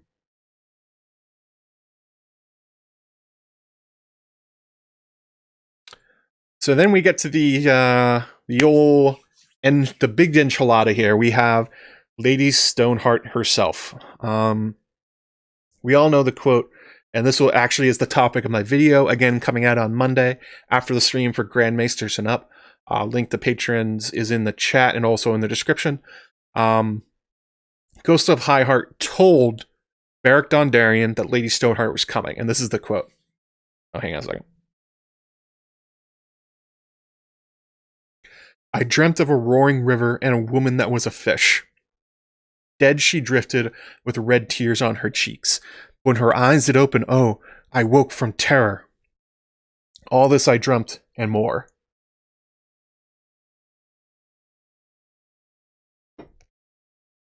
So that's the hint from the Ghost of Highheart. The woman who was a fish, Catelyn's a Tully, their sigil is a fish. Makes sense. The red tears on her cheeks. As she was dying, she clawed at her face, so she has some really grim scars down her face. Dead she drifted, she was drifting in the river. When her eyes did open, Lady Stoneheart came back to the life just like Beric did. And the really strange thing about this is how much coincidence and fantasy and magic really goes into the resurrection of Lady Stoneheart. Like, there's a lot of forces colliding in a way that feels very reminiscent of George putting his thumb on the old scale to make this happen. Nice hat. Thank you, Gazal. So here's the quote. This is from Arya as she's warging Nymeria when she finds Catelyn's body. There it was, and now she saw it too, something pale and white drifting down the river, turning where it brushed against the snag. The reeds bowed down before it. She splashed noisily through the shallows and threw herself into the deeper water, her legs churning. The current was strong, but she was stronger. She swam, following her nose. The river smells were rich and wet, but those were not the smells that pulled her. She paddled after the sharp red whisper of cold blood, the sweet cloying stench of death. She chased them as she had often chased a red deer through the trees, and in the end she ran them down, and her jaws closed around a pale white arm. She took it to make it move. She shook it to make it move. Let me try this again. She shook it to make it move, but there was only death and blood in her mouth. By now she was tiring, and all she could do was to pull the body back to the shore. As she dragged it up on the muddy bank, one of her little brothers came prowling, his tongue lolling from his mouth. She had to snarl to drive him off, or else he would have fed. Only then did she stop to shake the water from her fur. The white thing lay face down in the mud, her dead flesh wrinkled and pale, cold blood trickling from her throat. Rise, she thought. Rise and eat and run with us. So that last quote, that last part, think about that again. Arya, through Nymeria, has found Catelyn's body in the river, pulled it back onto the shore, and would not eat it, even though she's totally cool eating dead bodies, and chases off another one of her wolf brothers so that they won't eat Catelyn's body. And then she says, rise and eat and run with us. For some reason, I don't know if it's like wishful thinking from Arya and Nymeria, but given what happens next, it's very odd that she's commanding the woman that literally does come back to life to rise. Again, it's kind of all the swirling magic and fantasy that's going on about Lady Stoneheart, like she's the nexus of something. And then the next part of the quote, then the sound of horses turned her head. Men.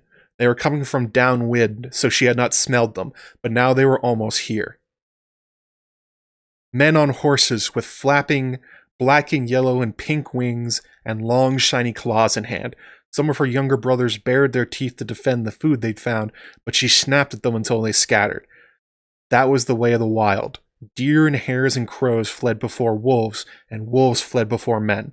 She abandoned the cold white prize in the mud where she had dragged it and ran, and felt no shame. So, not only is Nymeria and Arya finding this body, but minutes later, Beric and his crew show up. The coincidences and the feelings of fate around this are really overwhelming on reread. Then we hear from Thoros what happened next. It's really unclear when you're reading the books until the Storm of Swords epilogue, and then it's not really explained until A Feast for Crows, like what happened to Beric and what happened to Lady Stoneheart. Especially because the gossip that we are getting from the rest of the Riverlands is that people think Beric's gone, but he's been gone before. Like, and then there's this weird woman showing up. She's dressed in all gray. She seems to be in charge, but people are still looking for Beric. It's very unclear. So it's finally get answered in A Feast for Crows in a Brienne chapter, and this is the essentially explanation from Thoros of Myr. Her face, Brienne thought, her face was so strong and handsome, her skin was so smooth and soft. Lady Catelyn? Tears filled her eyes. They said you were dead. She is, said Thoros of Myr. The phrase slashed her throat from ear to ear. When he found her by the river, she was 3 days dead. Harwin begged me to give her the kiss of life, but it had been too long. I would not do it. So Lord Beric put his lips to hers instead, and the flame of life passed from him to her. And she rose.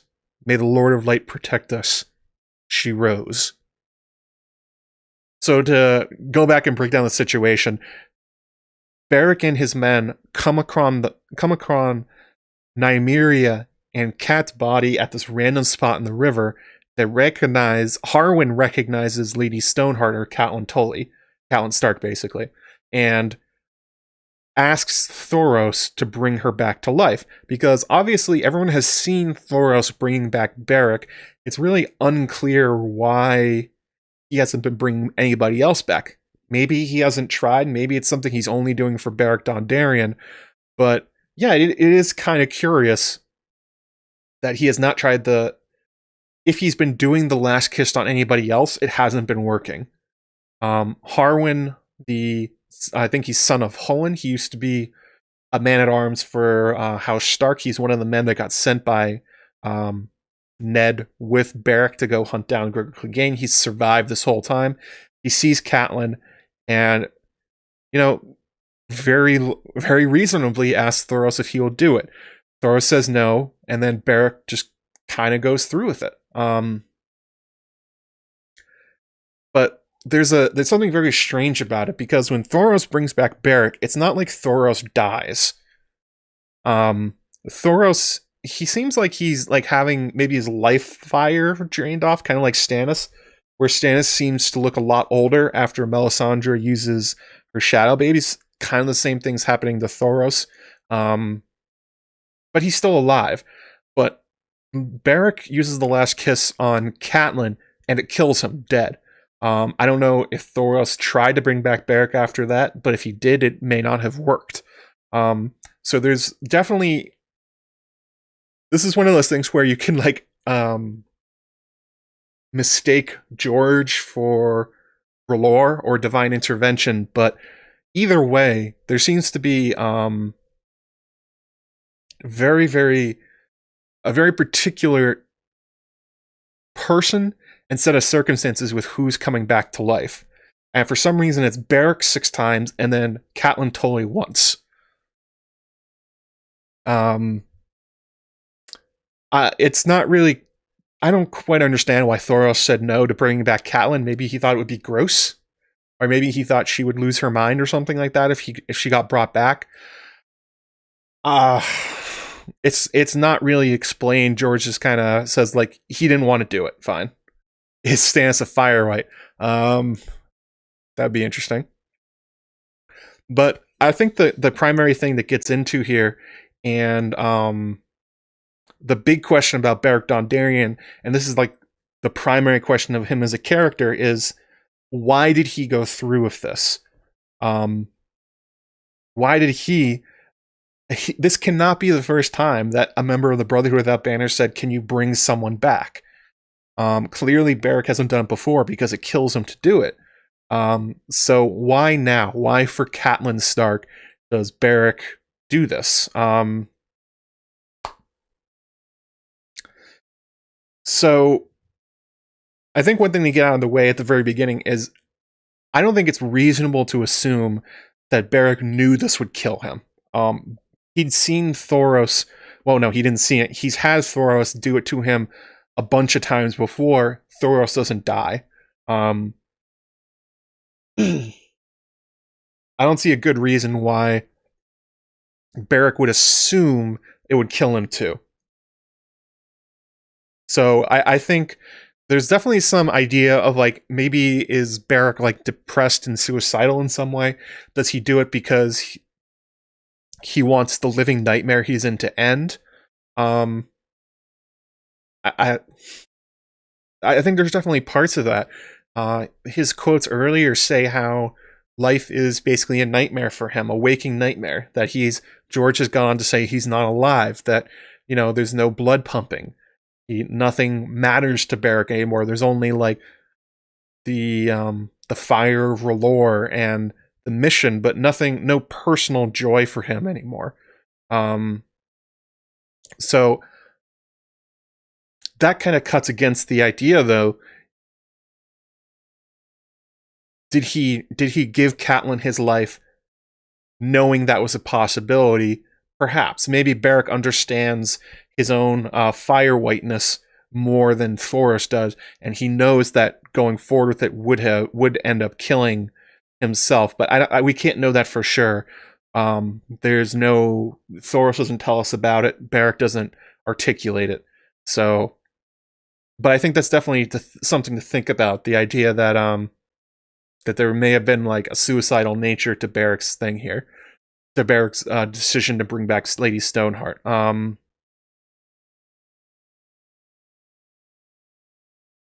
This is one of those things where George is really unclear on the rules of this resurrection and the Firewhite stuff, so just kind of, like, even trying to, like, logically puzzle it out is very hard. Because there seems to be exceptions everywhere that are hard to track.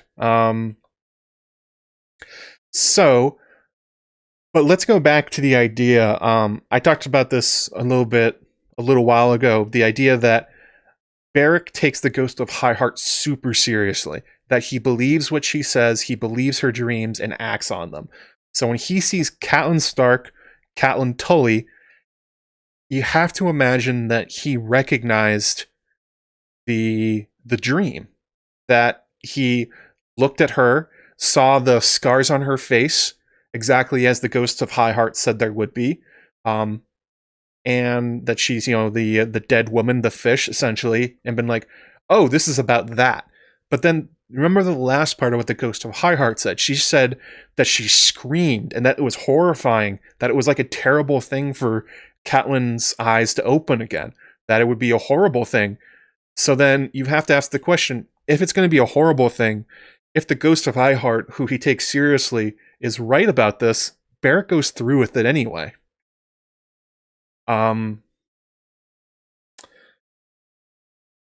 So the way I was thinking about it while I was writing this and trying to puzzle it out is, again, going back to the idea that Beric is following prophecy so hard, and that he's kind of he's he feels like he's just a messenger of R'hllor, basically.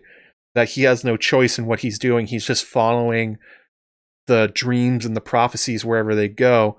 I think it makes some sense if you're in that mind space, that recognizing that he's presented with an opportunity to make the prophecy come true, he felt like he had to, even though the Ghost of Highheart warned him it was the consequences of bringing her back to life. Aaron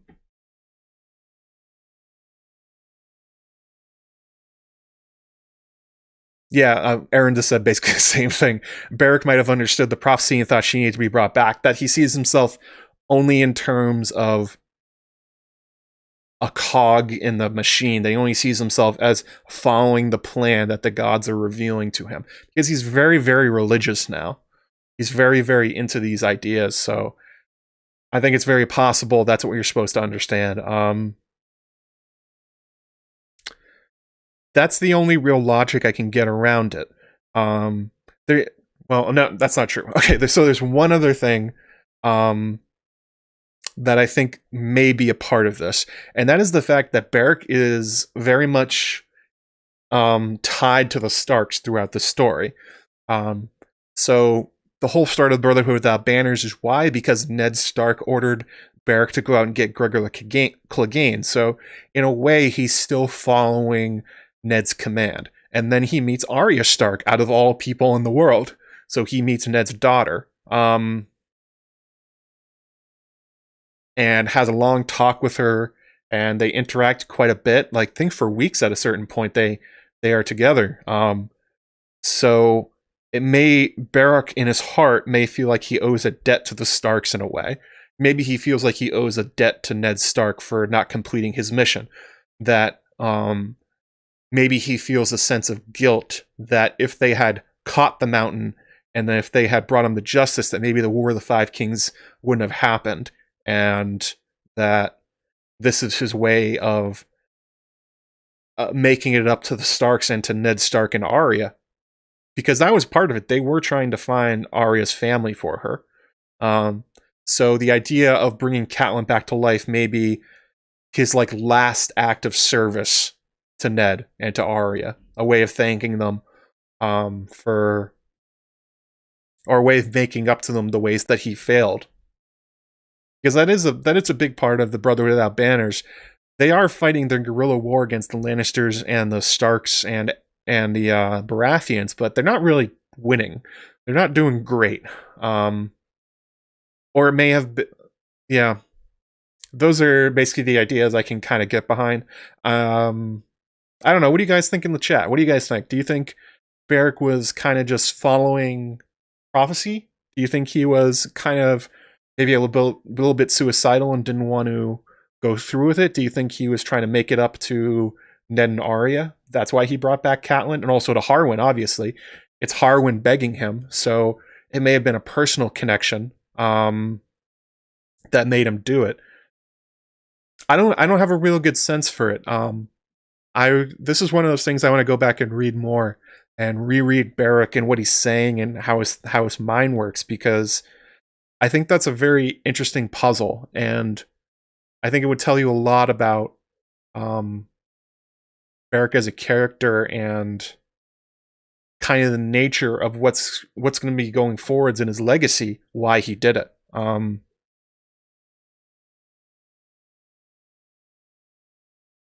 unfortunately, unfortunately, he does bring back Catelyn Stark to life.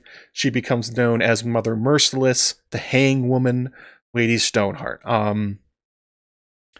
And the Brotherhood completely changes afterwards in a way that echoes the Ghost of Highheart, waking up in horror at what's going to happen. Yes, all the bad things happen afterwards. Beric was more or less leading the Brotherhood's kind of like a guerrilla, kind of like a defensive force, but they're more trying to fight abuses and keep people safe, that kind of thing. But the Brotherhood under Catelyn is much more in your face. They are much more bent on revenge, on killing and hanging, and they become a real force of... I would almost... they seem evil, honestly, in A Feast for Crows and A Dance with Dragons. We know that they start hanging Freys and Lannisters at a high rate, but they're also hanging everybody. They're killing lots of people. They're becoming almost like a death squad in the Riverlands. Whatever their goals were under Beric Dondarrion, those do not seem to have crossed over to Lady Stoneheart. She is all in on revenge. She is all in on death. The gossip in Westeros also kind of reflects this.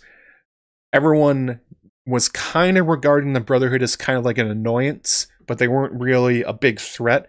By the time A Feast for Crows and A Storm of Swords and A Dance of Dragons roll around, everybody is afraid of the Brotherhood. They are a serious problem within the Riverlands. This Lady Stoneheart woman is a very big threat to the Lords and to the Freys in particular. They have gone from Robin Hood and his merry men to something closer to the Brave Companions, or like robber knights and outlaws. Of course, I think a lot of us agree with Lady Stoneheart in the sense that the Freys deserve their punishment, but we also see her interact with Brienne. We see her interact with Podrick and Hyle Hunt, and how her quest for vengeance and the Brotherhood's quest for vengeance has really enveloped far more than whatever kind of defense of the realm it was supposed to be. And it actually ends up splitting the Brotherhood without banners. Quite a lot of them end up leaving Lady Stoneheart's incarnation. I think the Mad Huntsman, Edric Dayne, among others, essentially quit the group. We're not really sure what happens to them. I think they were heading south last we heard. And that's kind of... And it's curious that George is making somebody that seems really like a noble and good person like Beric, that he gave up his life for Catelyn, who then has turned the Riverlands into a horror show. I'm not really... I think that's an interesting plot to unravel, and that's a...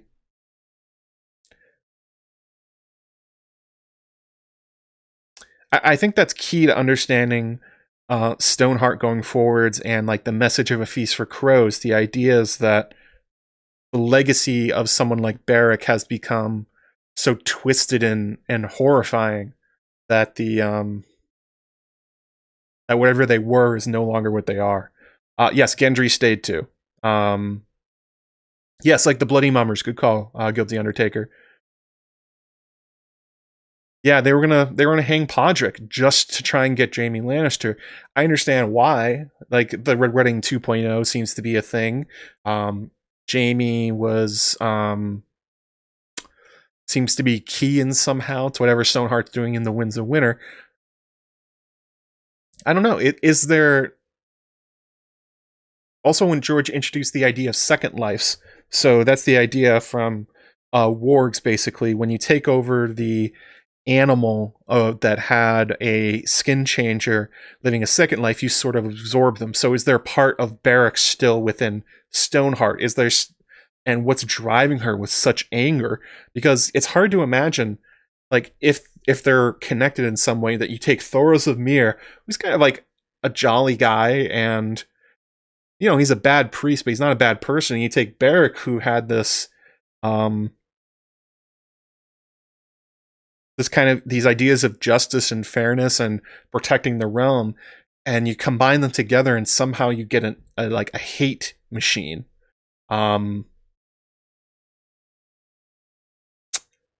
I mean, Thoros definitely warned Beric, don't do it.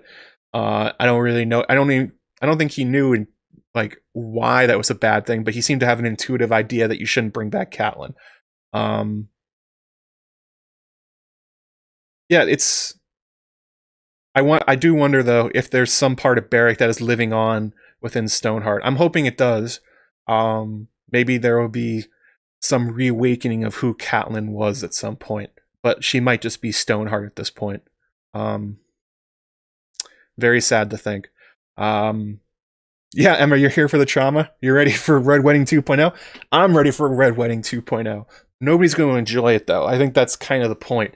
Much in the same way that Beric's quest for justice has become a nightmare on the Riverlands, the reader's desire for justice against the Lannisters and the Freys, it's going to be a monkey's paw idea, you know, or actually the phrase, what is it? When the gods seek to punish us, they grant our wishes.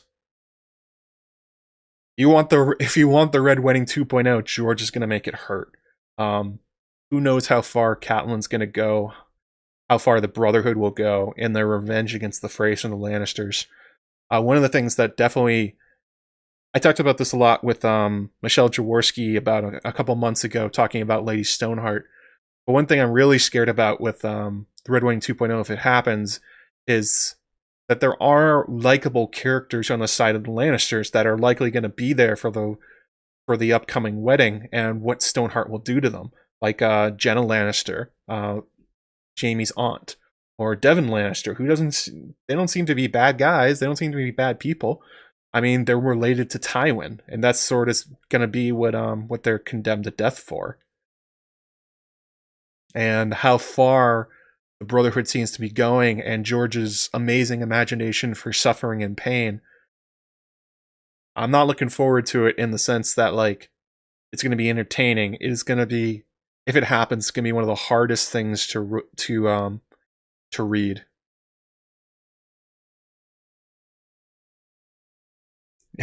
Not just sad, Grey Waste Tem, horrified. Get ready to be horrified by what you see from Stoneheart and what she has planned. Speaking of, video coming Monday.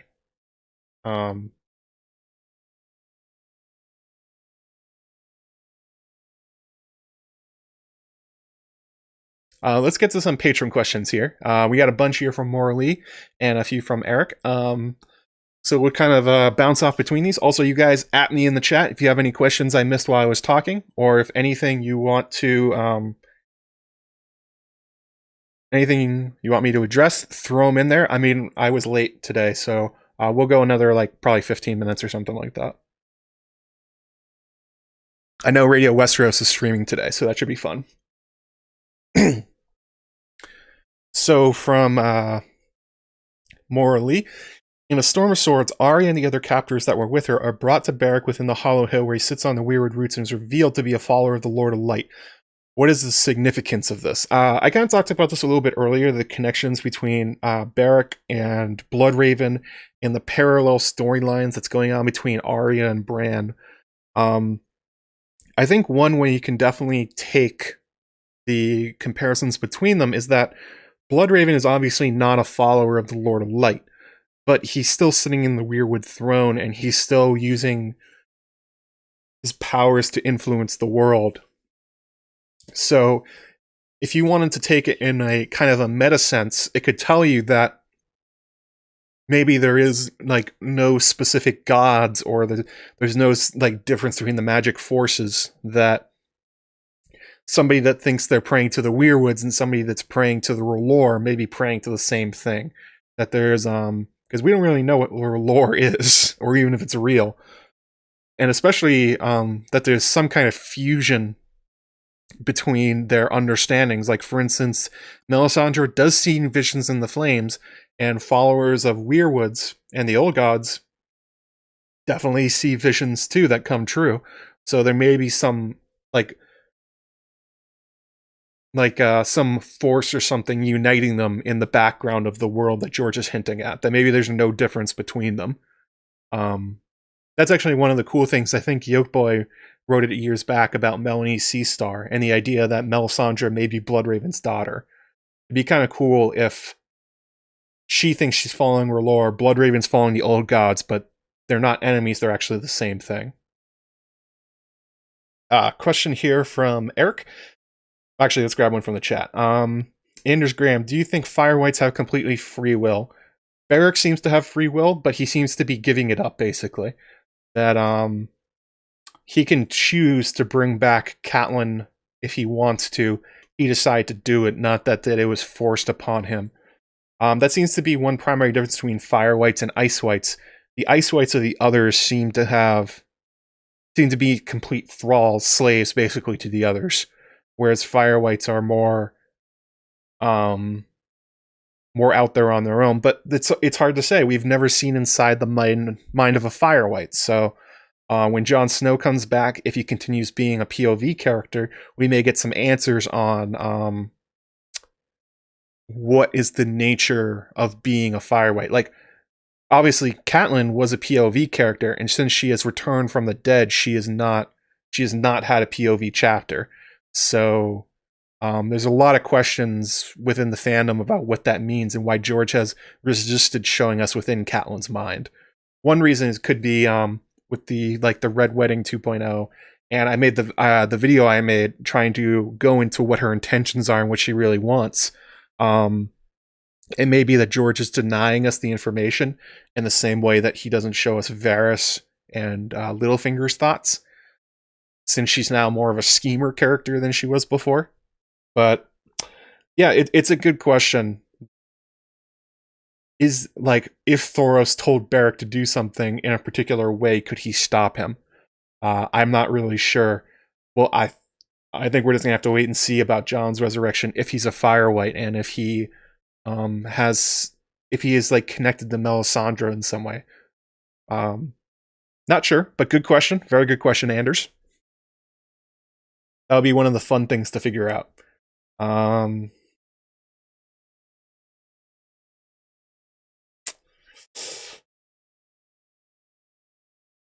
Is R'hllor one of the old gods? In the First Men give the faces to fire, like the form of fire sacrifice.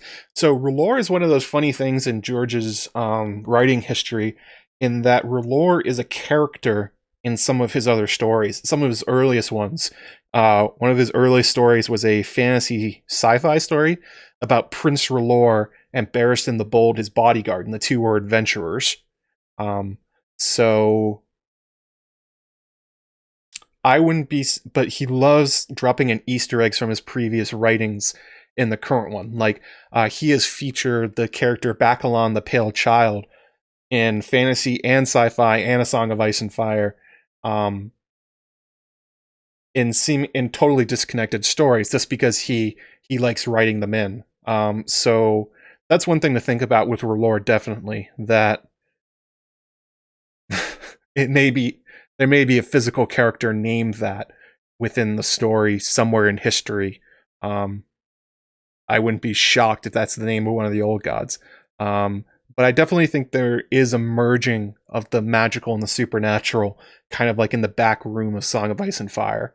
That the things like the ice and fire and different kinds of magics and those sorts of things, they seem separate, but they're probably all the same.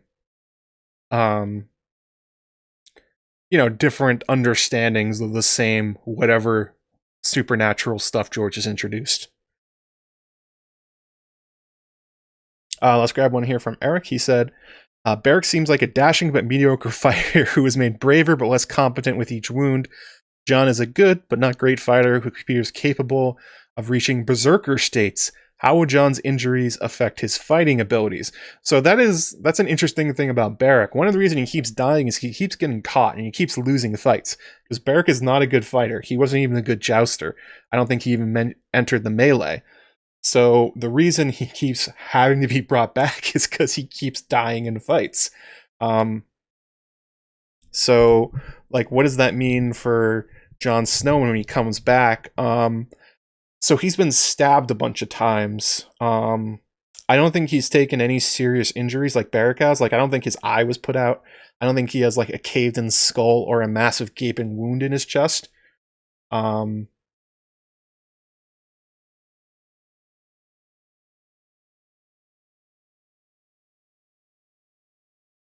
So I doubt Jon's fighting abilities would be affected, but definitely his motivations will be. They kind of addressed that in the show a little bit, that Jon still had these knife wounds that never healed, and it was more of an oddity than any sort of hindrance to him. I'd have to go back and read about how Jon was exactly stabbed and where he was stabbed to answer if it's going to have any part of affecting his fighting abilities. One thing that might affect him is how they store his body. Is he going to be stored in one of the ice cells? Is he going to be brought back right away? Like, what would happen if Jon got essentially like freezer burn while he's waiting for resurrection? That wouldn't be good. Nobody's going to like that. And he already has the problem with his burnt hands, so that's already one disability I guess he has with his fighting. Let's see here. Let's grab another one from the chat.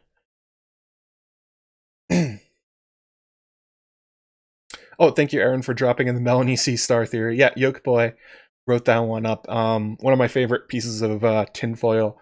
I'm not sure if it's true, but it definitely sounds cool. And isn't that a better way of but isn't that a fun way of interacting with theories? Yeah, freezer burn. Like he's like a hamburger in a plastic bag in your fridge. Jon Snow, a hamburger in your fridge, in your freezer. Who's getting married at the Red Wedding 2.0 from Adrian Burchell? It's Devin Lannister, and it's gonna nobody's really sure which Frey it will be, but he's supposed to marry a Frey. The other one, it was supposed to be between Lancel and Gatehouse Amy, but their marriage is basically dissolved at this point. So they're gonna seal it with another marriage between Devin, who is Jaime's cousin.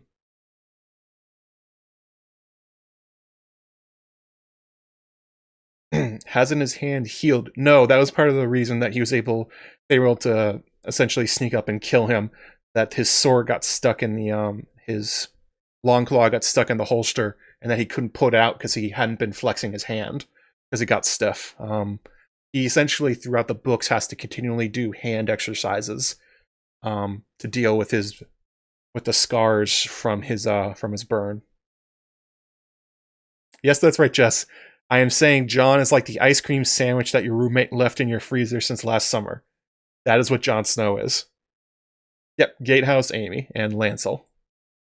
Gatehouse Amy, otherwise known as Amory Frey. The daughter of Merritt Frey. Actually talked about her in a theory long past where I wondered if she was Brandon Stark's secret bastard. That was a fun one.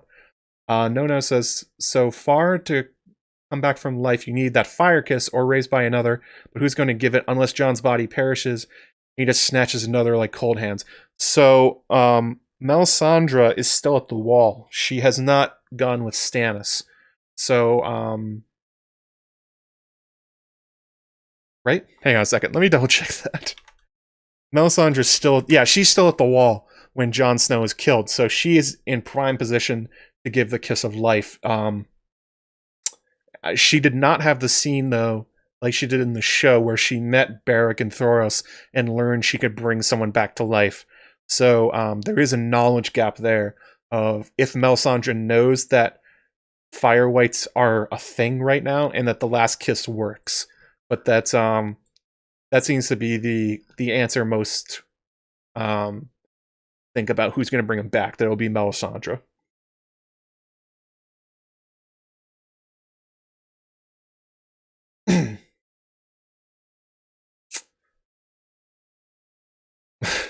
The Jon Snow at McDonald's, a very cold, freezer-burned hamburger.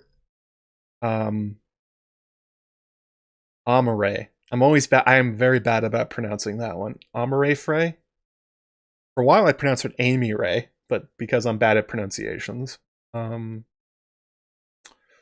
He does flex his hand all the time, but it still gets stiff if he doesn't remember to, and it stops him from being able to pull out his sword fast enough in key situations. It's one of those long-running things George has planted in his story ever since he saved J.R. Marmont. Let's grab another one here from Maura Lee. She says, Beric sitting on Weirwood roots, Bran meeting Bloodraven attached to the Weirwood tree, parts of the tree going throughout his body. Do Bloodraven and Beric have anything in common with the Weirwoods, or is him sitting on the roots merely for show? I kind of addressed this a lot already, but I think that it is intentional by George, and that it's a way of marrying together Bran and Arya's storylines and showing the rising effect of fantasy on the Stark children. That I don't think there's like a literal connection between Bloodraven and Beric, But I think it's one meant for the reader, that you're supposed to recognize the similar characters, similar characteristics as they're all happening at once.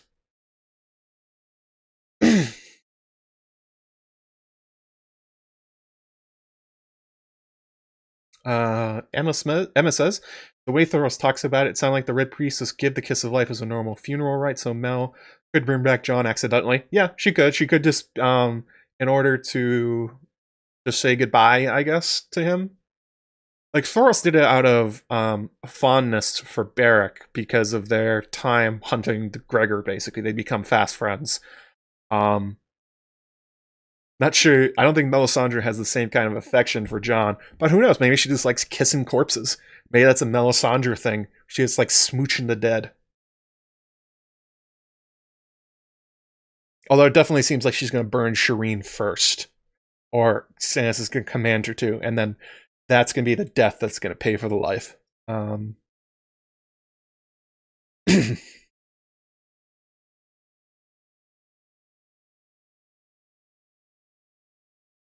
It could be Gatehouse Amy that's going to marry Davin Lannister. It's up in the air, but people know that the wedding is coming.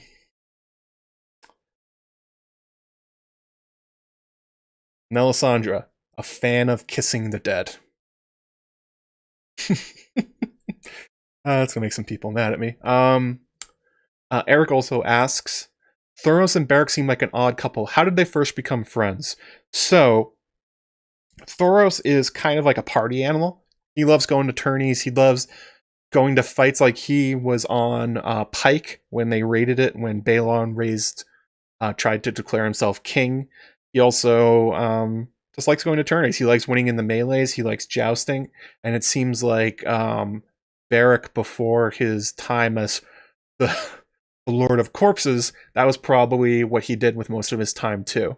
So they may have met before this, and they knew each other from a previous life. That could be what's going on. But they were also put in charge of the group that Ned sent out, so they obviously would have had to interact with each other. They were gone for quite a while before Beric died. Like, going from King's Landing to Mummer's Ford, I don't think it's a short journey, so there's enough time there for them to get to know each other. But I'm guessing that they were also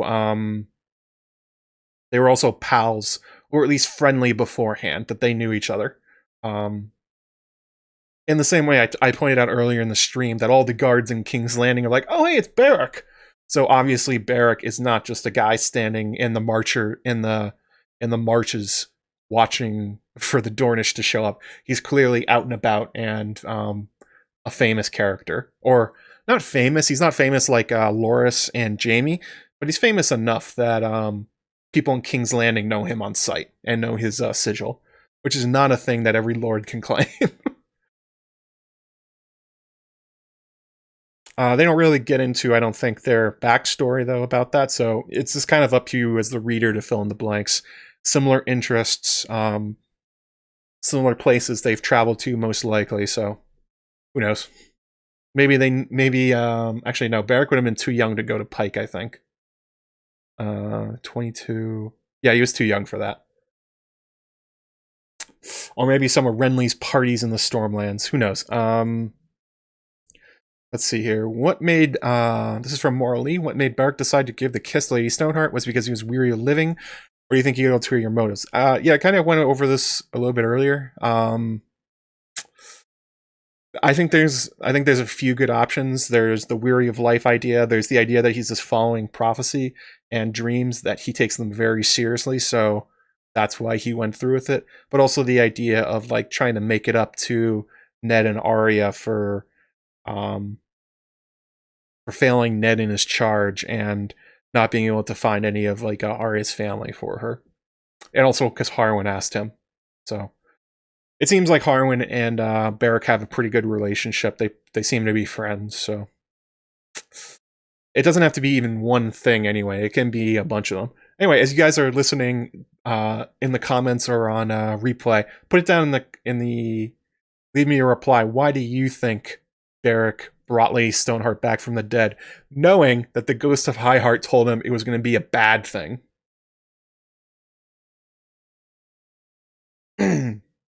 Another one here from Morley. Whatever happened to the woman he was pledged to marry, Lady Illyria Dayne? Is she still at Starfall? So as far as we know, Illyria is still at Starfall. She has not appeared on the page. The only time we've heard about her is from that Beric was betrothed to her, and Ned Dayne talking about how she told him that Jon and him are milk brothers through Wyla. And that's basically it. I would guess she's still at Starfall. There's no reason to assume that she's anywhere else. I would doubt that she still considers herself betrothed to Beric Dondarrion, considering he's an outlaw. I don't even know who's in charge of Blackhaven at this point. Maybe that's something we'll find out in the Winds of Winter. But I would honestly be surprised if we saw Illyria Dayne. I think the only way we're going to see it is if Darkstar, for some reason, goes to Starfall. And Ario Hota is, when he's tracking him, they meet Illyria Dayne. That's kind of the only way I could think about it. Otherwise, I expect her to stay off-page, basically, for the rest of the books. Lemmy B says, stream is making me crave for Winds of Winter so much. All the stuff we explored, and it feels surreal to read. I know, it's going to be great. It's going to be such a fun time. And I got a few comments when I said I wanted to do a stream about this, and people are like, well, talk about Thoros, he's still alive. It's like, well, Beric's influence and his actions are still going to be echoing throughout the Winds of Winter, and whatever the Brotherhood does and whatever Stoneheart does are going to be linked to him in some way. So I get he's dead, he's gone, he's not coming back to life, but his impact on the story is nowhere near done. How old is Ned Dayne? Yeah, I think he's like 12 years old.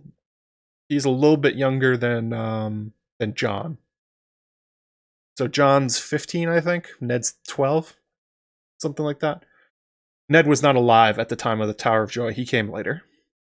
There are ideas that Ned is Ashara's child, or that Illyria is. I think Chloe of Girls Gone Canon has gone hard trying to figure out who Illyria Dayne is. I am not the person to ask about that. Go ask Chloe, see what she says. I bet she knows much more about Illyria Dayne than I do.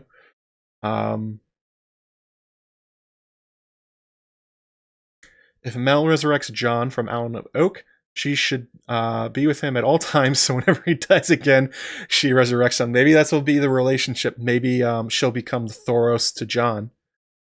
She'll definitely see it as a miracle if Jon comes back to life, and I doubt she will consider herself linked to him in the same way she feels linked to Stannis. She's already tried to seduce him, basically, trying to make him the new Stannis in her life. So I wouldn't be surprised if Jon gets a permanent hanger-on from Melisandre.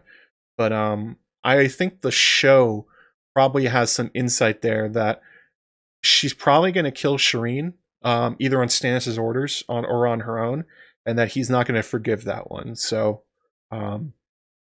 she's going to want to be around Jon, but probably find herself on the outs.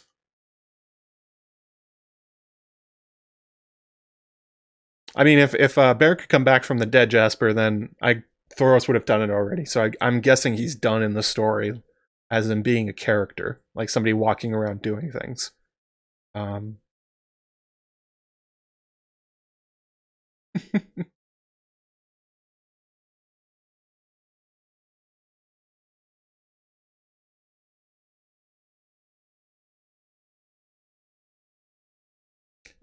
I mean, there's also the idea that Beric seems very unhappy with his undeath, so I expect Jon will be too.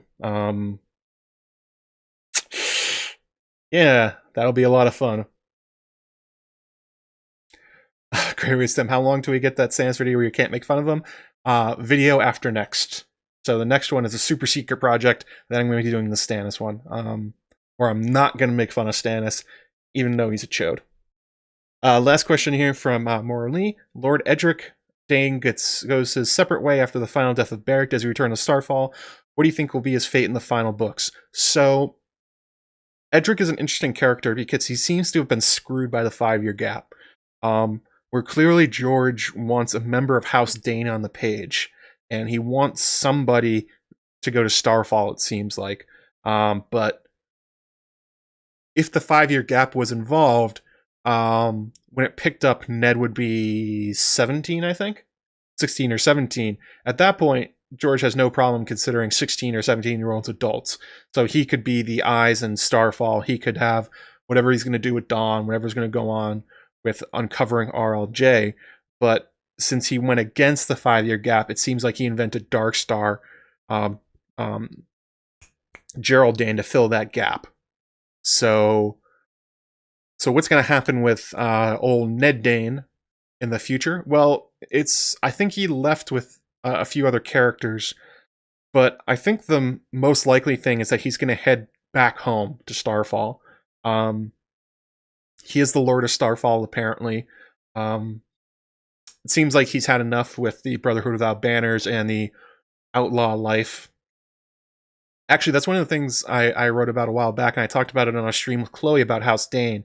The idea that Darkstar and Ned may cross paths. Maybe a fight over Dawn itself. I wrote a theory where I suggested that Ned and Darkstar will meet at the Tower of Joy because their names kind of line up with who was at the Tower of Joy the first time. So you have Ned Stark on one side, you have Gerald Hightower on the other. Well, you have a Ned Dane and you have a Gerald Dane. Dawn was there last time in the hands of Arthur Dane. Like, George may be remixing the Tower of Joy. So Red Wedding Part 2, Tower of Joy Part 2. I think that's that's my kind of thought for what I hope is going to happen. But if he links up with Darkstar, it's probably not going to go well for him. So maybe it's not a good thing. I'm not really sure. Hang on a second.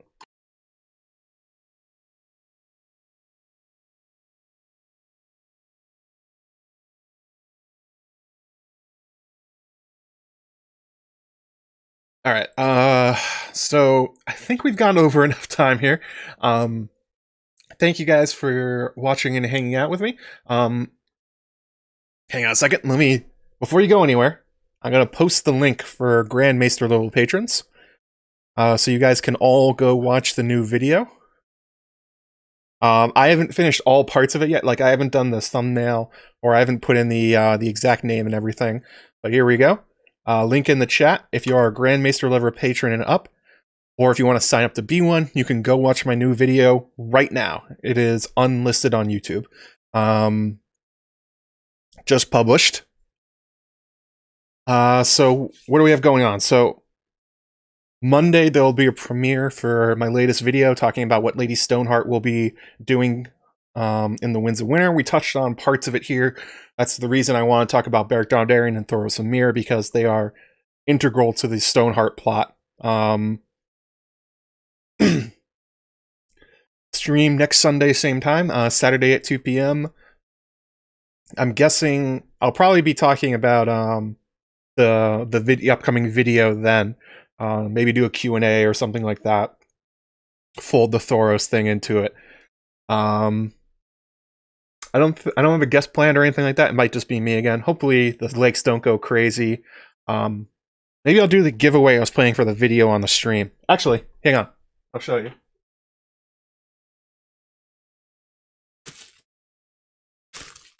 Let me unwrap it. I've been saving this one. I did a giveaway for the last stream. We're gonna do one for the next video, but I fucked it up. I didn't put it into the video, so maybe we'll do it for the stream or something on the channel. Let me unwrap it. Don't go anywhere. This is gonna be exciting. So what's in the bubble wrap? Last time I gave away the Song of Ice and Fire calendar and a couple of faceless coins. This will be the prize for the upcoming giveaway. Storm of Swords Illustrated Edition. But it's not just the Storm of Swords Illustrated Edition.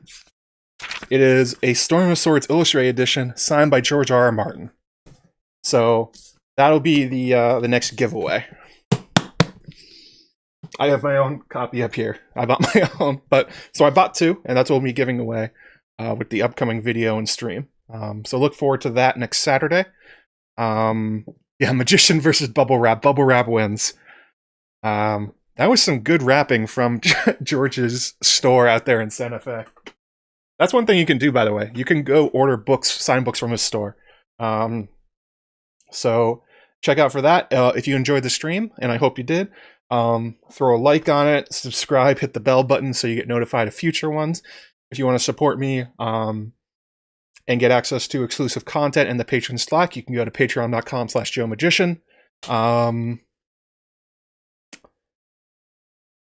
And coming up in a half hour, Radio Westeros will be going live talking about old Jay Connington and with let's see here, with Matt from Davos Fingers. Let me grab the stream link for you. So that's what I'll be watching in a half hour after I put away all my stuff. Thank you guys for hanging out. Thank you for all the patrons and all the support, the super chats. Oh, thank you again, Morley sent another super sticker through. Appreciate it very much, Maura. Yeah, I'll see you